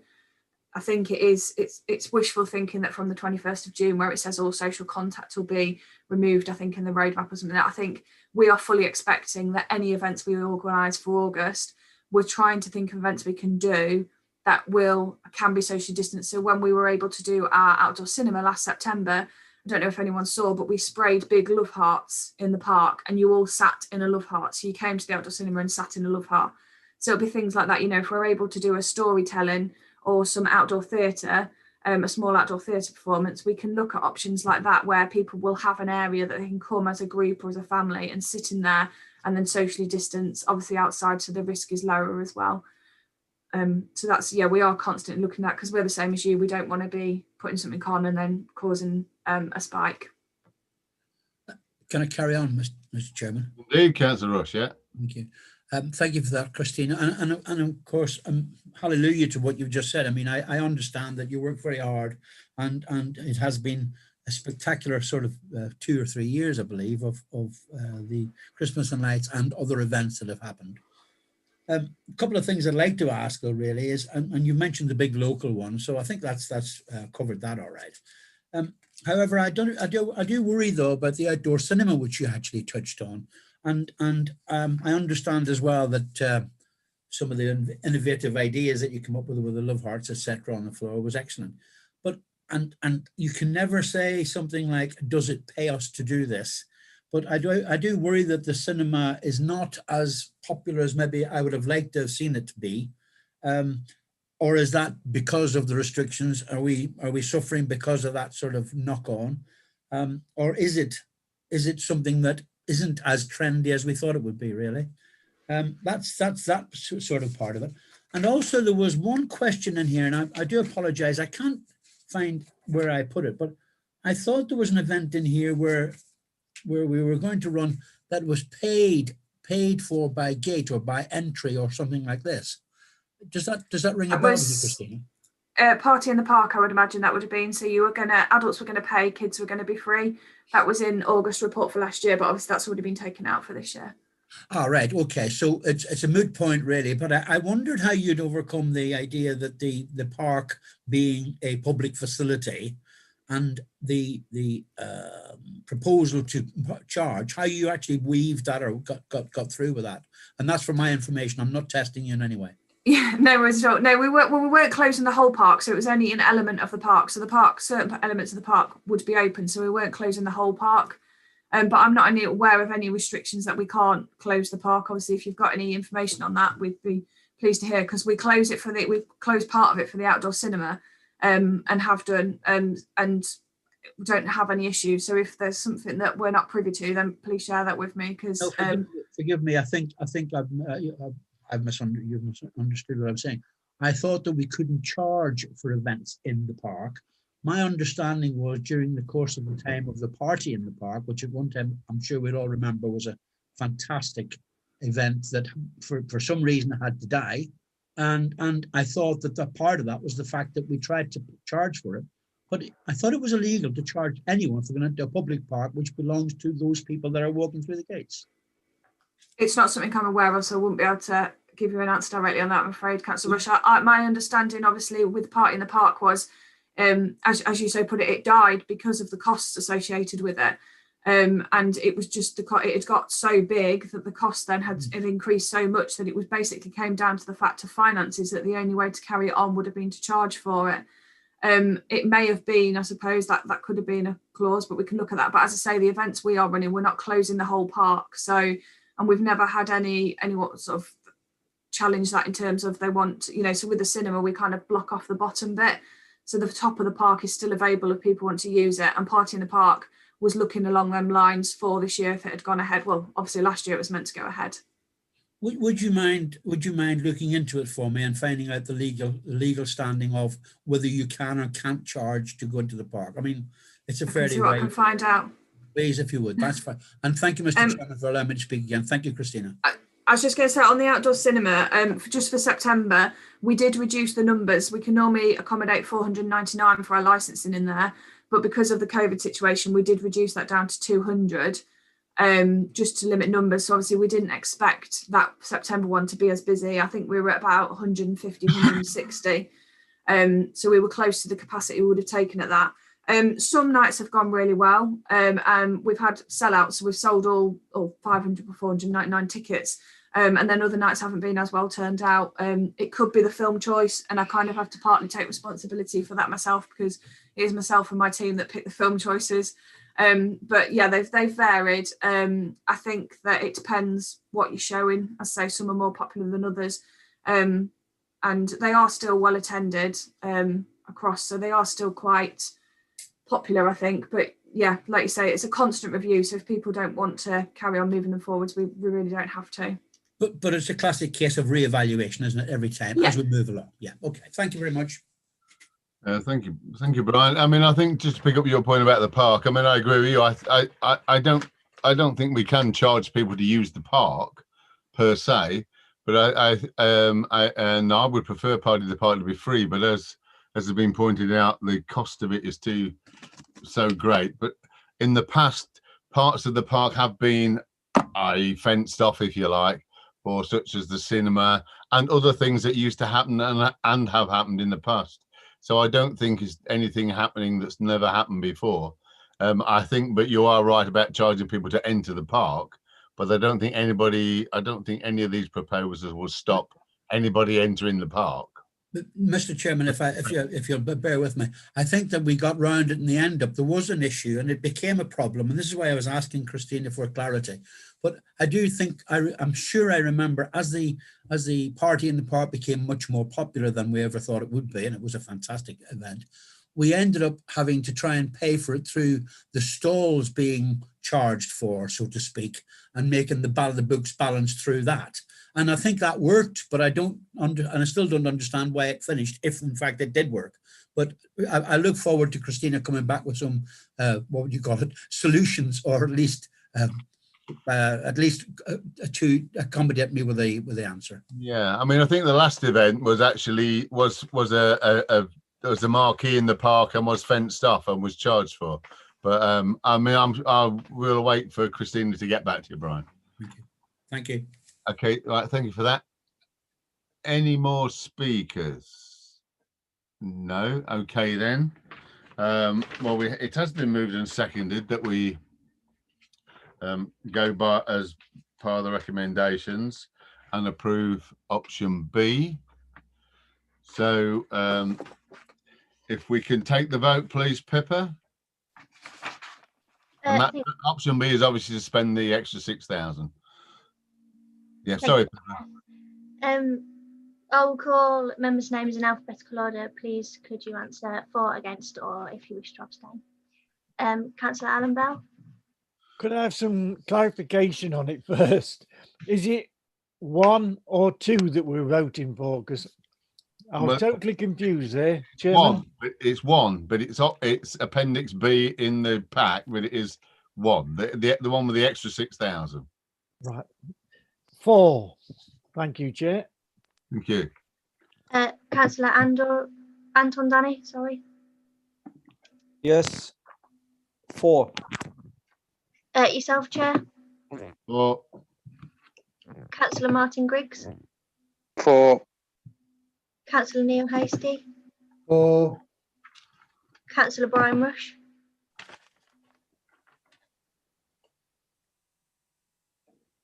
4. Let's come back to him. Yeah. Councillor Stevens. 4. Sorry, against. Councillor Woodcock. Against Woodcock's no longer. Councillor Woodliff. 4. Councillor Woodliff is 4. Yeah. Okay. That's carried then, Chair. Do we go back to Councillor Rush? He's back with us. Yes, and my speaker has come on. I was abstaining, Mr. Chairman, if you don't mind, until I get the information. I wasn't quite comfortable with that. Okay, that's fine. We need to ask Councillor Evans. Councillor Evans, yeah. I'm against. Thank you. Thank you. Thank you, Deborah. That's it then, Pippa, by the look of it. Yeah, that's carried, Chair. Thank you. Thank you. Right. Thank you for that. We will move on then to the next agenda item, which is a BTAC grant to the Christmas in Boston, a grant of £5,000 for the next 3 years to continue their efforts with the community lighting for Boston. I guess that's you again, Christina, is it? Yes, it is. Thank you, Chair. So I'm presenting this second report to you tonight following a letter that's been received from the chairman of Christmas in Boston, which has been attached in page 31 of your report pack. As most of you are aware, Christmas in Boston are a community-based group of people who were formed in 2017, and they're looking towards the costs towards the installation of lights in the town. I don't need to go into any details, I'm sure, of how good the town looks. Councillor Rush has already mentioned them tonight. And you've praised them previously in meetings I've been in with you as well. And they do receive positive feedback from many on the lights in the town. They've invested around £35,000 over the 4 years that they've been doing it, purchasing into lights, making new creations, buying trees, and they've bought the cross street decorations as well, which were seen in town. They've also informed me that over £25,000 worth of electrician man hours have been donated by the group, and now they're asking for the support of BTAC. They're starting to lose valuable members in the group, and they've struggled to fundraise this year, not wanting to approach too many businesses with the difficulties around COVID, and they feel that might be the same this year. I've therefore put a recommendation towards BTAC that you consider to support Christmas in Boston with a £5,000 grant for the next 3 years, £5,000 each year over the 3 years to continue their efforts on the community lighting for Boston. I'll welcome any questions to members on this. Thank you, Christina. Martin, Councillor Griggs, please. Thank you very much, Mr. Chairman. I'm a bit torn on this one. Obviously, I don't want to take anything away from the Christmas in Lights guys. They work absolutely, they're stalwarts of the community. They put loads of hours in right the way across the year. It's not just when the lights are going up at Christmas. I've seen firsthand what they do, and I really, really do appreciate them. And I think they're a fantastic asset for the town. The reason I'm torn is obviously initially we said that we were going to support them for 1 year. We supported them for another year after that. I completely think that this year it is absolutely right that we support them because, businesses have been closed for a year. Some are going through big financial difficulties and therefore they're not in a position to sponsor as they normally would. And even if they are, they're probably worried about the finance of the company. So I would imagine sponsoring Christmas events is the bottom of their list. So this year I do think it's absolutely right that we support them. I think I'd feel more comfortable if it was we support them this year, see what the world's like next year, and if it's in a similar position where it means that they'll struggle to provide the lights should we not intervene, then by all means I would support it again next year. But obviously the point of doing what we said originally was so that it became self-sufficient. Obviously COVID's changed that a bit, so I'd like to propose a counter proposal that we accept the funding this year. We review it again next year with a view that if things are still the same economically, we support it. So that gives them some assurance that, if things aren't back to normal, we're not just going to go, well, tough, we said you've got a year.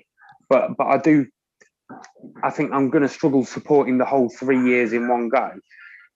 But again, I do greatly appreciate the work they do. And I think having young children myself, I think it's absolutely fantastic being able to take the kids into town, see the Christmas lights switch on, see the enjoyment on the face. And from a selfish point of view, and not a councillor's point of view, that's what makes memories for parents. It's all great kids enjoying it at the time, but it's more the fact as parents and grown-ups, we can look back on the fond memories we've created. So I would like to propose that we accept 1 year, review next year with a view to continue if things haven't improved economically.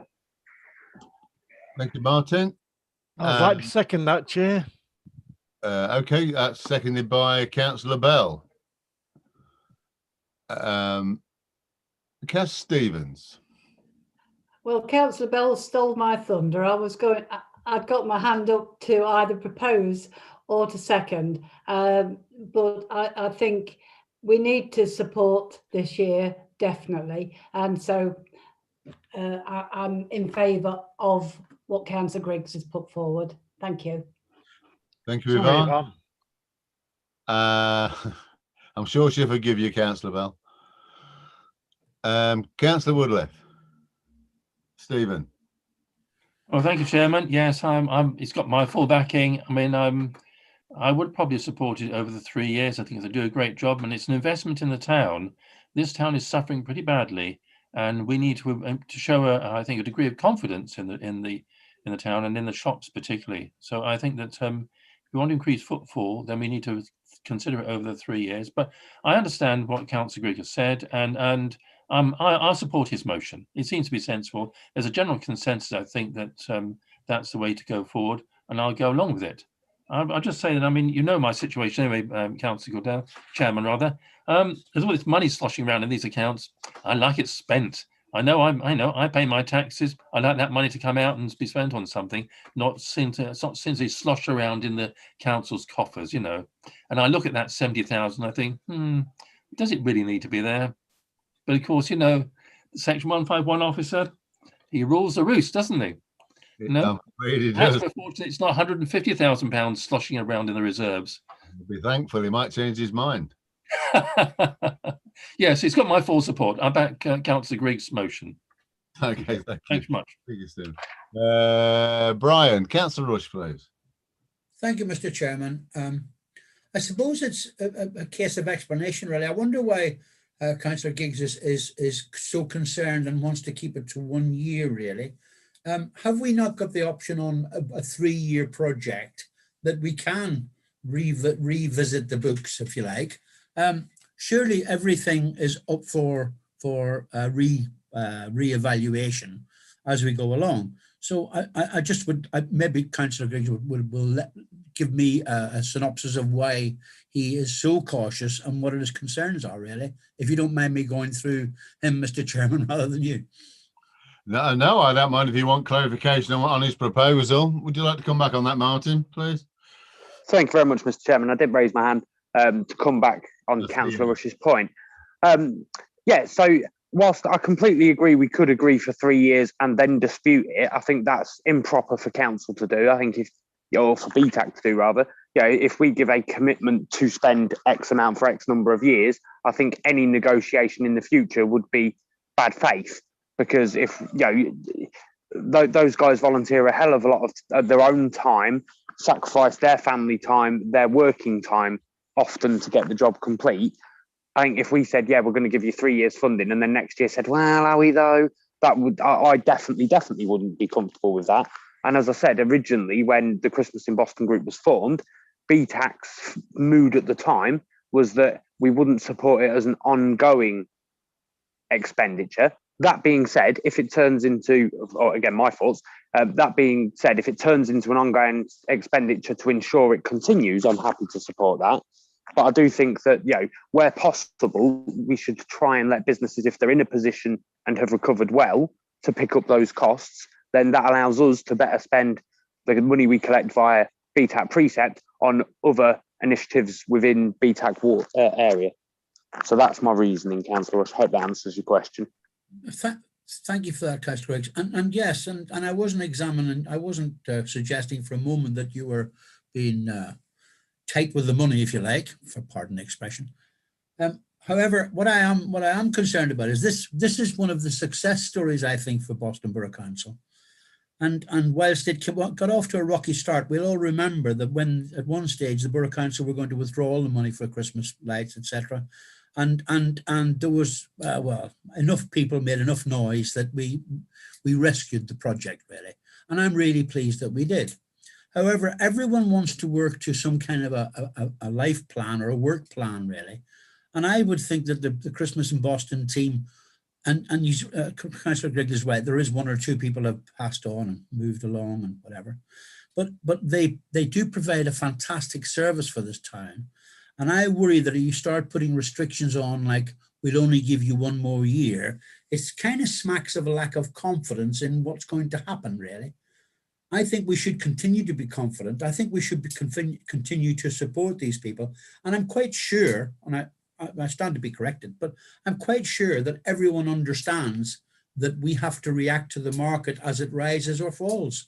And I don't see what the benefit is of doing the 1 year or the 3 years, except to say, let's give these people the surety that project will be going ahead for the next 3 years. And not only that, it gives a voice of opinion to the people of this town that we, as councillors, have confidence in the economy rising again like a phoenix from the flames. Let's not dampen the squib before we start. Let's get in there and let's look as though we know that this thing's going to come to an end and Boston will bloom, to coin a phrase. Thank you, Brian. Anton, Councillor Danley, please. Thank you, Mr. Chairman. I think Councillor Rush had stole my words. Well, if it's 5,000 for this year, why not keep it for the 3 years? Everybody knows that the pandemic may stay and next year and probably the year after. So if we're going to be cautious for £5,000, we just increased option 1 on additional 6,500 for the financial year for the event. So what's a 5,000? It's less than that. And I think we supported the increase of 6,500. I think if I can move it, we support it and give them a reassurance for the next 3 years and to make people more confident and more happy to look forward for the next Christmas as well, that there is money there, there is a support. And I would like to have a seconder. At the minute, Councillor Danny, that's the proposal anyway. So we'll take the amendment. So if the amendment falls, then I'll come back to you. Sure. And that's the way it works. So well, that's our way. Chairman. Yes. Chairman, it's the other way around. What they've just proposed now is the amendment, and we'll take that first. I was saying what's been proposed is actually the recommendation. Well, there's a counter. Councillor Griggs proposed that it just be funded for 1 year and then reviewed, and that was seconded. So that was the original proposal. But now Councillor Danny has proposed that it be funded for the 3 years. So that's the amendment. So we'll take that first. Okay, I'll take that then as the recommendation. My apologies. I actually thought it was all the way around, but never mind. Yvonne, Thank you. Stevens. Thank you, Chairman. I'm going to be really controversial. Can I withdraw my seconding from the first proposal, please? Well, you can, but you didn't second it anyway. It was Councillor Bell. Correct. I only wanted to. Then I will second Anton Danny because personally, I was worried that this wouldn't go through, and I was grasping at straws. So we support these guys. I'm really great supporters of them. I think they've done an awful lot for the town, and so I will second Councillor Danny. Thank you. Okay, thank you very much, Yvonne. Councillor Stevens. All right, well, any more speakers? Right, well, thank you for. Let's see, I think we'd have got there eventually, but Martin, Councillor Griggs, you've indicated. Thank you, Mr. Chairman. Can I just clarify with Jeanette? Because what I don't want to do is leave us in a position where we don't agree any money. If this proposal was to fail and then my original proposal was to fail, would we be in a position where we could then propose the recommendations as the report, or would we not, because that proposal would have failed? Well, I understand the recommendation is of the report. That's the proposal. I get that that's the amended proposal, but obviously if that were to fall because people were minded to support mine and then that didn't garner enough support to be accepted, I just wanted to check we would be in a position where we couldn't fund it. Well, we wouldn't be able to, no, you're right. If that is the case, I'd like to withdraw my proposal because I'd sooner support it for 3 years and ensure it continues rather than take the risk of potentially not funding it. Okay, do I have your support on that, Councillor Bell, as a seconder? Yes, no problem. Okay, right, thank you. So we've just got the recommendation then now, Jeanette. Yes, Chairman. So it's been proposed and seconded that Christmas in Boston be supported with a £5,000 grant for the next 3 years. So Pippa, would you like to take the vote? Yeah, thank you. Again, if members could let me know how they're voting. Councillor Bell. For. Councillor Danny. For. Councillor Evans.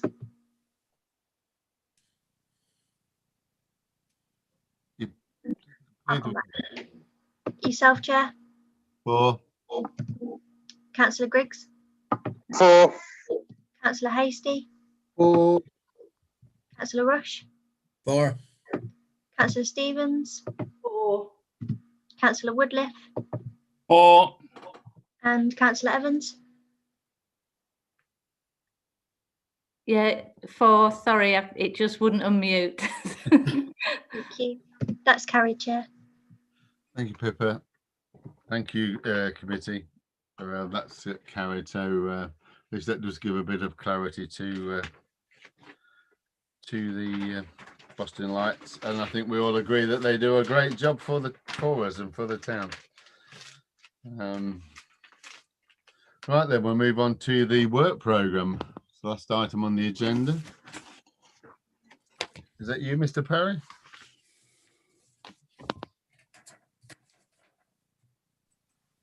Yes, Chair. We've going to get to the end of the report.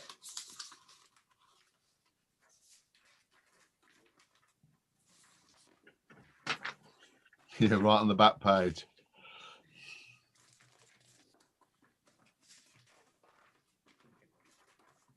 So for the next meeting, we currently have on the agenda a BTAC small grants applications report, the Boston Big Local large grant application. We've got a report on the Community Champions funding, which is the £20,000 available to BTAC. There's a task and finish group recommendations regarding the locking of Central Park gates, and also a report regarding public conveniences. Thank you. And then in August, we've got open spaces implemented. Spaces, yeah. And possibly by then we will have, I have to say to members, the setting of the town council, you're probably wondering what's happened with that. It hasn't gone to full council yet because of the Lorraine, who has to do the report, has been that busy doing the local elections and the elections for the police commissioner and everything else that I did say that we could take it after she's finished with all her other duties. So that probably will be coming, or I'll go to full council at that August time, and then we'll see what happens there. Anybody? Chairman? Yes. Sorry to interrupt, Chairman. It's just I got a message from Councillor Andorian with her apologies, asking if the committee would consider supporting a time-limited amnesty on the collection of bulky items, and if that could be considered at the next meeting.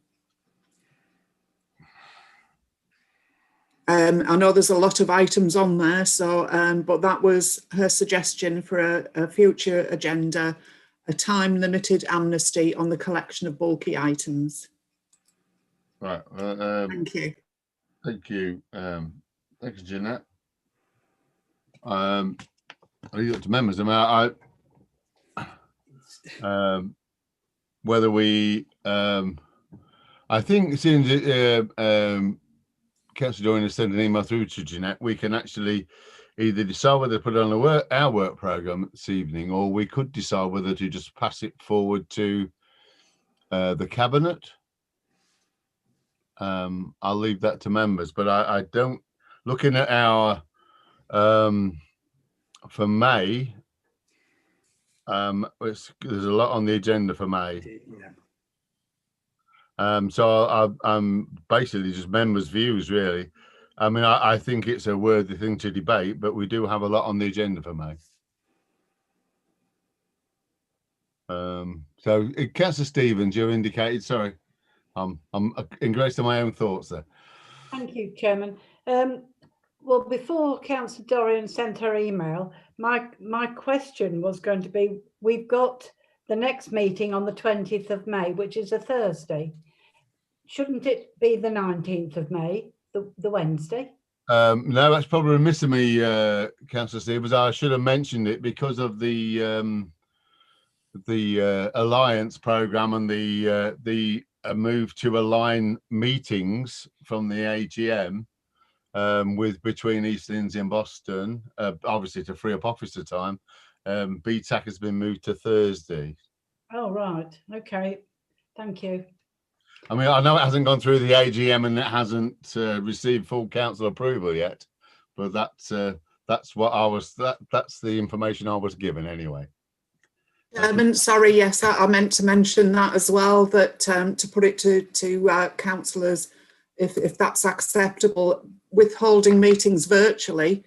I don't know what we'll be doing in the future after May, but virtually meetings clash with cabinet meetings and briefings and other things. So it was a suggestion if it was acceptable to the committee.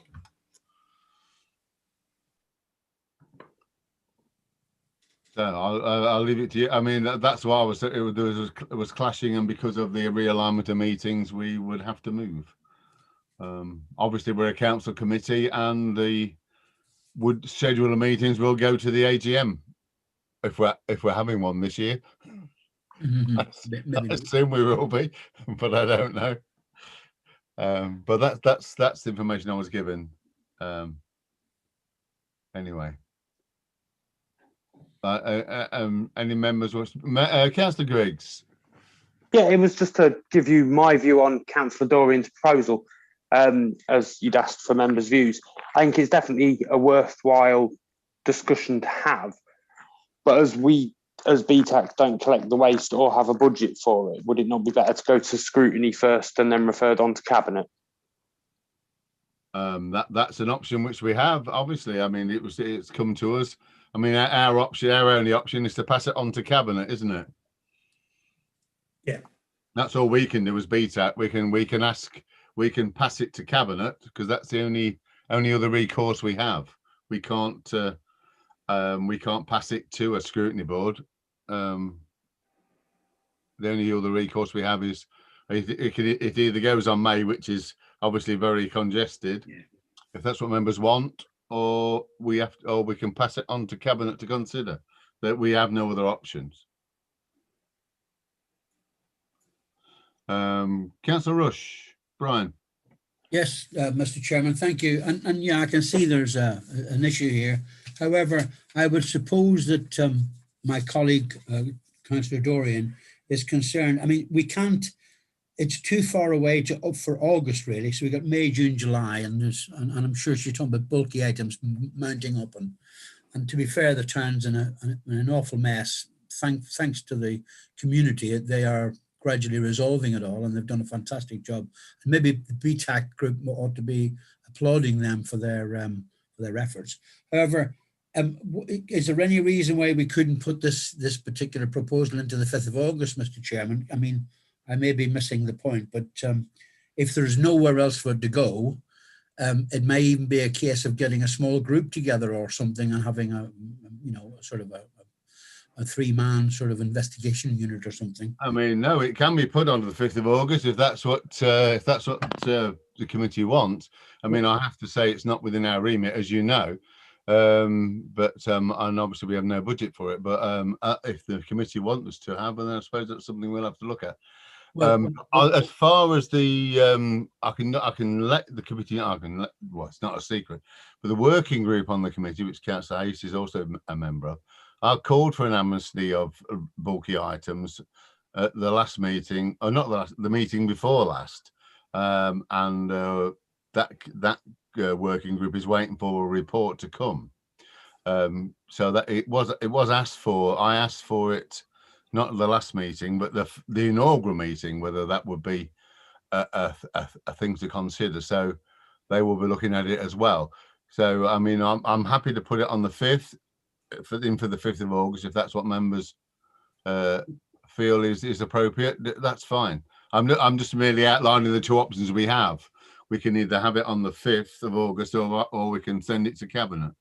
Well, I would like to see it as soon as possible being activated, really. And if the 5th of August is the earliest, then that's what we'll have to have. I mean, to be fair, we really need to address this problem that we've got, and it is becoming, well, it's a blight on our landscape, really. But I would do it ASAP, Mr. Chairman, if I had the option. Okay, Brian, thank you very much. I think we all agree with about the fly tipping in town. I don't think there's any member of the council is not appalled by it, and I would agree with you. I think we can only give a real vote of thanks to the residents who are out regularly collecting fly tip waste and littering all over the borough, and I think they are to be applauded. Councillor Evans, Deborah Evans, Deborah, please. Thank you, Chairman. I was just going to sort of come back and say what you said about the working group. So this has already come to the fly tip working group. Can we not take it further sooner than August? This is, could we not do more with it than wait until August? Well, I think the fly tip working group will continue working on it, won't they? Yes, that's what I was thinking. So, but I mean, it's a request, and I think it's a fair request. Yeah. If it hasn't been resolved by the 5th of August, then maybe we ought to be looking at it. Yeah, that's true. I take your point. Councillor Evans. Thank you. Stephen, Councillor Woodliffe. Oh, thank you, Chairman.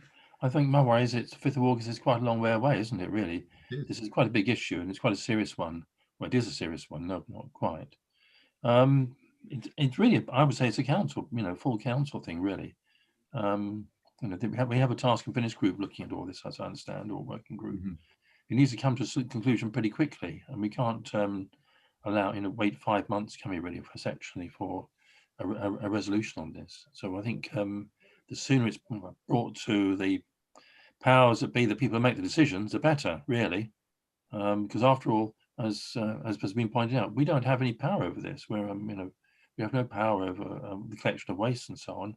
that essentially is the responsibility of well, Councillor Stevens, I believe, and her portfolio, so her officers. So it's not really up to us. It needs to be placed before the people have the power to do something about it.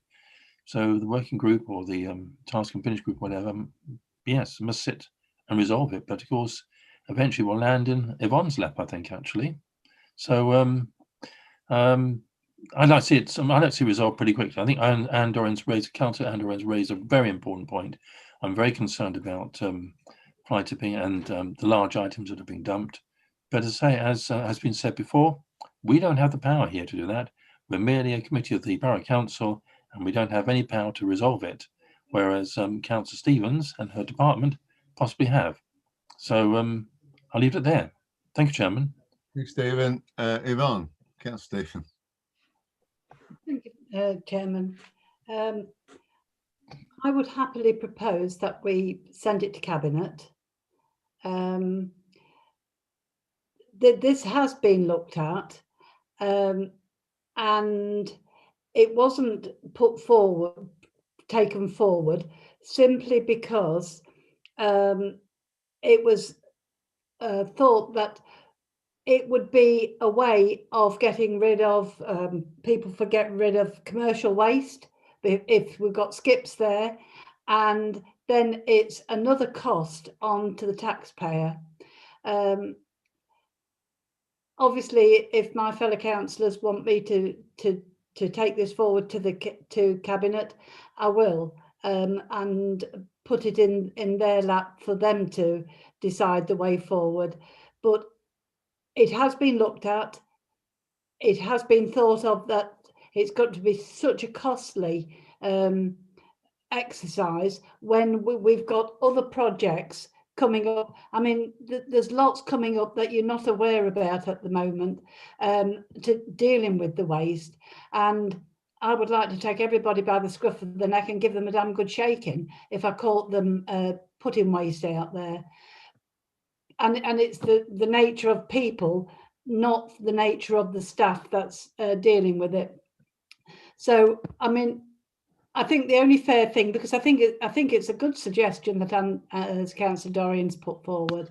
But as I said, it has been looked at, and it has been thought of being prohibitive in costings, and that we just might be the fall guy for getting rid of the commercial rubbish. So, but obviously it's not my decision, but I would be happy for it to go to Cabinet. So if that was a suggestion that the group wanted, then I will be very supportive. Thank you for that, Yvonne. Neil, Councillor Hastie, please. I would like to second Councillor Stevens, if I can, please. Indeed. Did you want to add anything? No, Neil? No, that's it. Okay, thank you. Brian, Councillor Rush, please. Thank you for letting me speak again, Mr. Chairman. And this is an observation, really. I wonder whether maybe Phil Perry can answer the question, really. But is this exclusive to Boston? Is this problem really widely sort of spread across the county and maybe beyond? I mean, the portfolio holder might even know, but what are other councillors and authorities? How are they suffering this problem? Is it really exclusive to Boston, or is it endemic across the whole area? If I might come in, Indeed, Yvonne. Thank you, Chairman. Councillor Rush, it's everywhere. It's not just Boston. It's as if the sense and sensibility has dropped out of the general public, and they just don't care. And I think, unfortunately, we've all raised a don't care society, and it sickens me, like I'm sure it sickened you. And it is a tough job, but I can promise you and everybody here on this committee that my team are doing the best they can. We've had the problems of COVID, which has gone through the waste team like a dose of salts. It's still not back on full form. And we had a street cleaning review, and we're looking for new staff at the moment. I'm not sure if we've got anybody allocated to the jobs, but Councillor Rush, it's been awful. And I know you've got a lot of experience and you've seen the town over many, many years as a councillor, and I'm sure you'll appreciate, and I think you know me well enough to know that I would be at it, and I am. But I just hope for the support of the group, and yours as well, Councillor Rush, that it's not just Boston, it is everywhere. Thank you, Councillor Stevens. That's very illuminating. But again, and I'm not, I hope you don't think I'm bypassing you, but Mr. Perry, I wonder if you'd be able to tell us what, for example, Louth, and give us a sort of a snapshot of what the other areas are suffering. And maybe then we can at least tell the people of this town that they are not alone.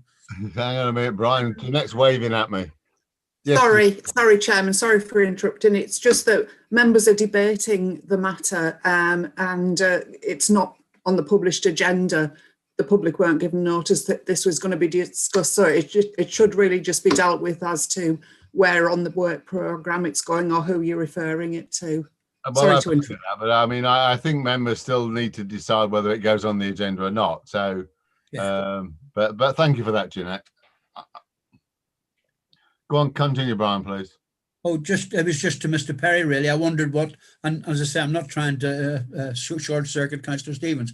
I'd like to know what the general consensus is with the rest of the authorities that surround us, really. So South Holland, all of those, really. Yeah, I mean, in terms I don't have responsibility for the waste service. I won't have those sort of figures. I mean, I live in South Holland, and I can I hardly agree with what Councillor Stevens is saying, and we have our problems in South Holland as well. There, since lockdown, there has been a huge rise, and there is and I can say that there is a lot of effort going into to trying to control the issues in Boston, going on with the staff. They're doing a really good job, like I said, under difficult circumstances. Of course, our performance reporting will have elements in there that all members are able to access quarterly to be able to see that what is the rise that the council is dealing with, and we'll be able to look at that. And if there's any specific questions that you have, I'll be happy to pass them on to my colleagues to give you some responses as best they can.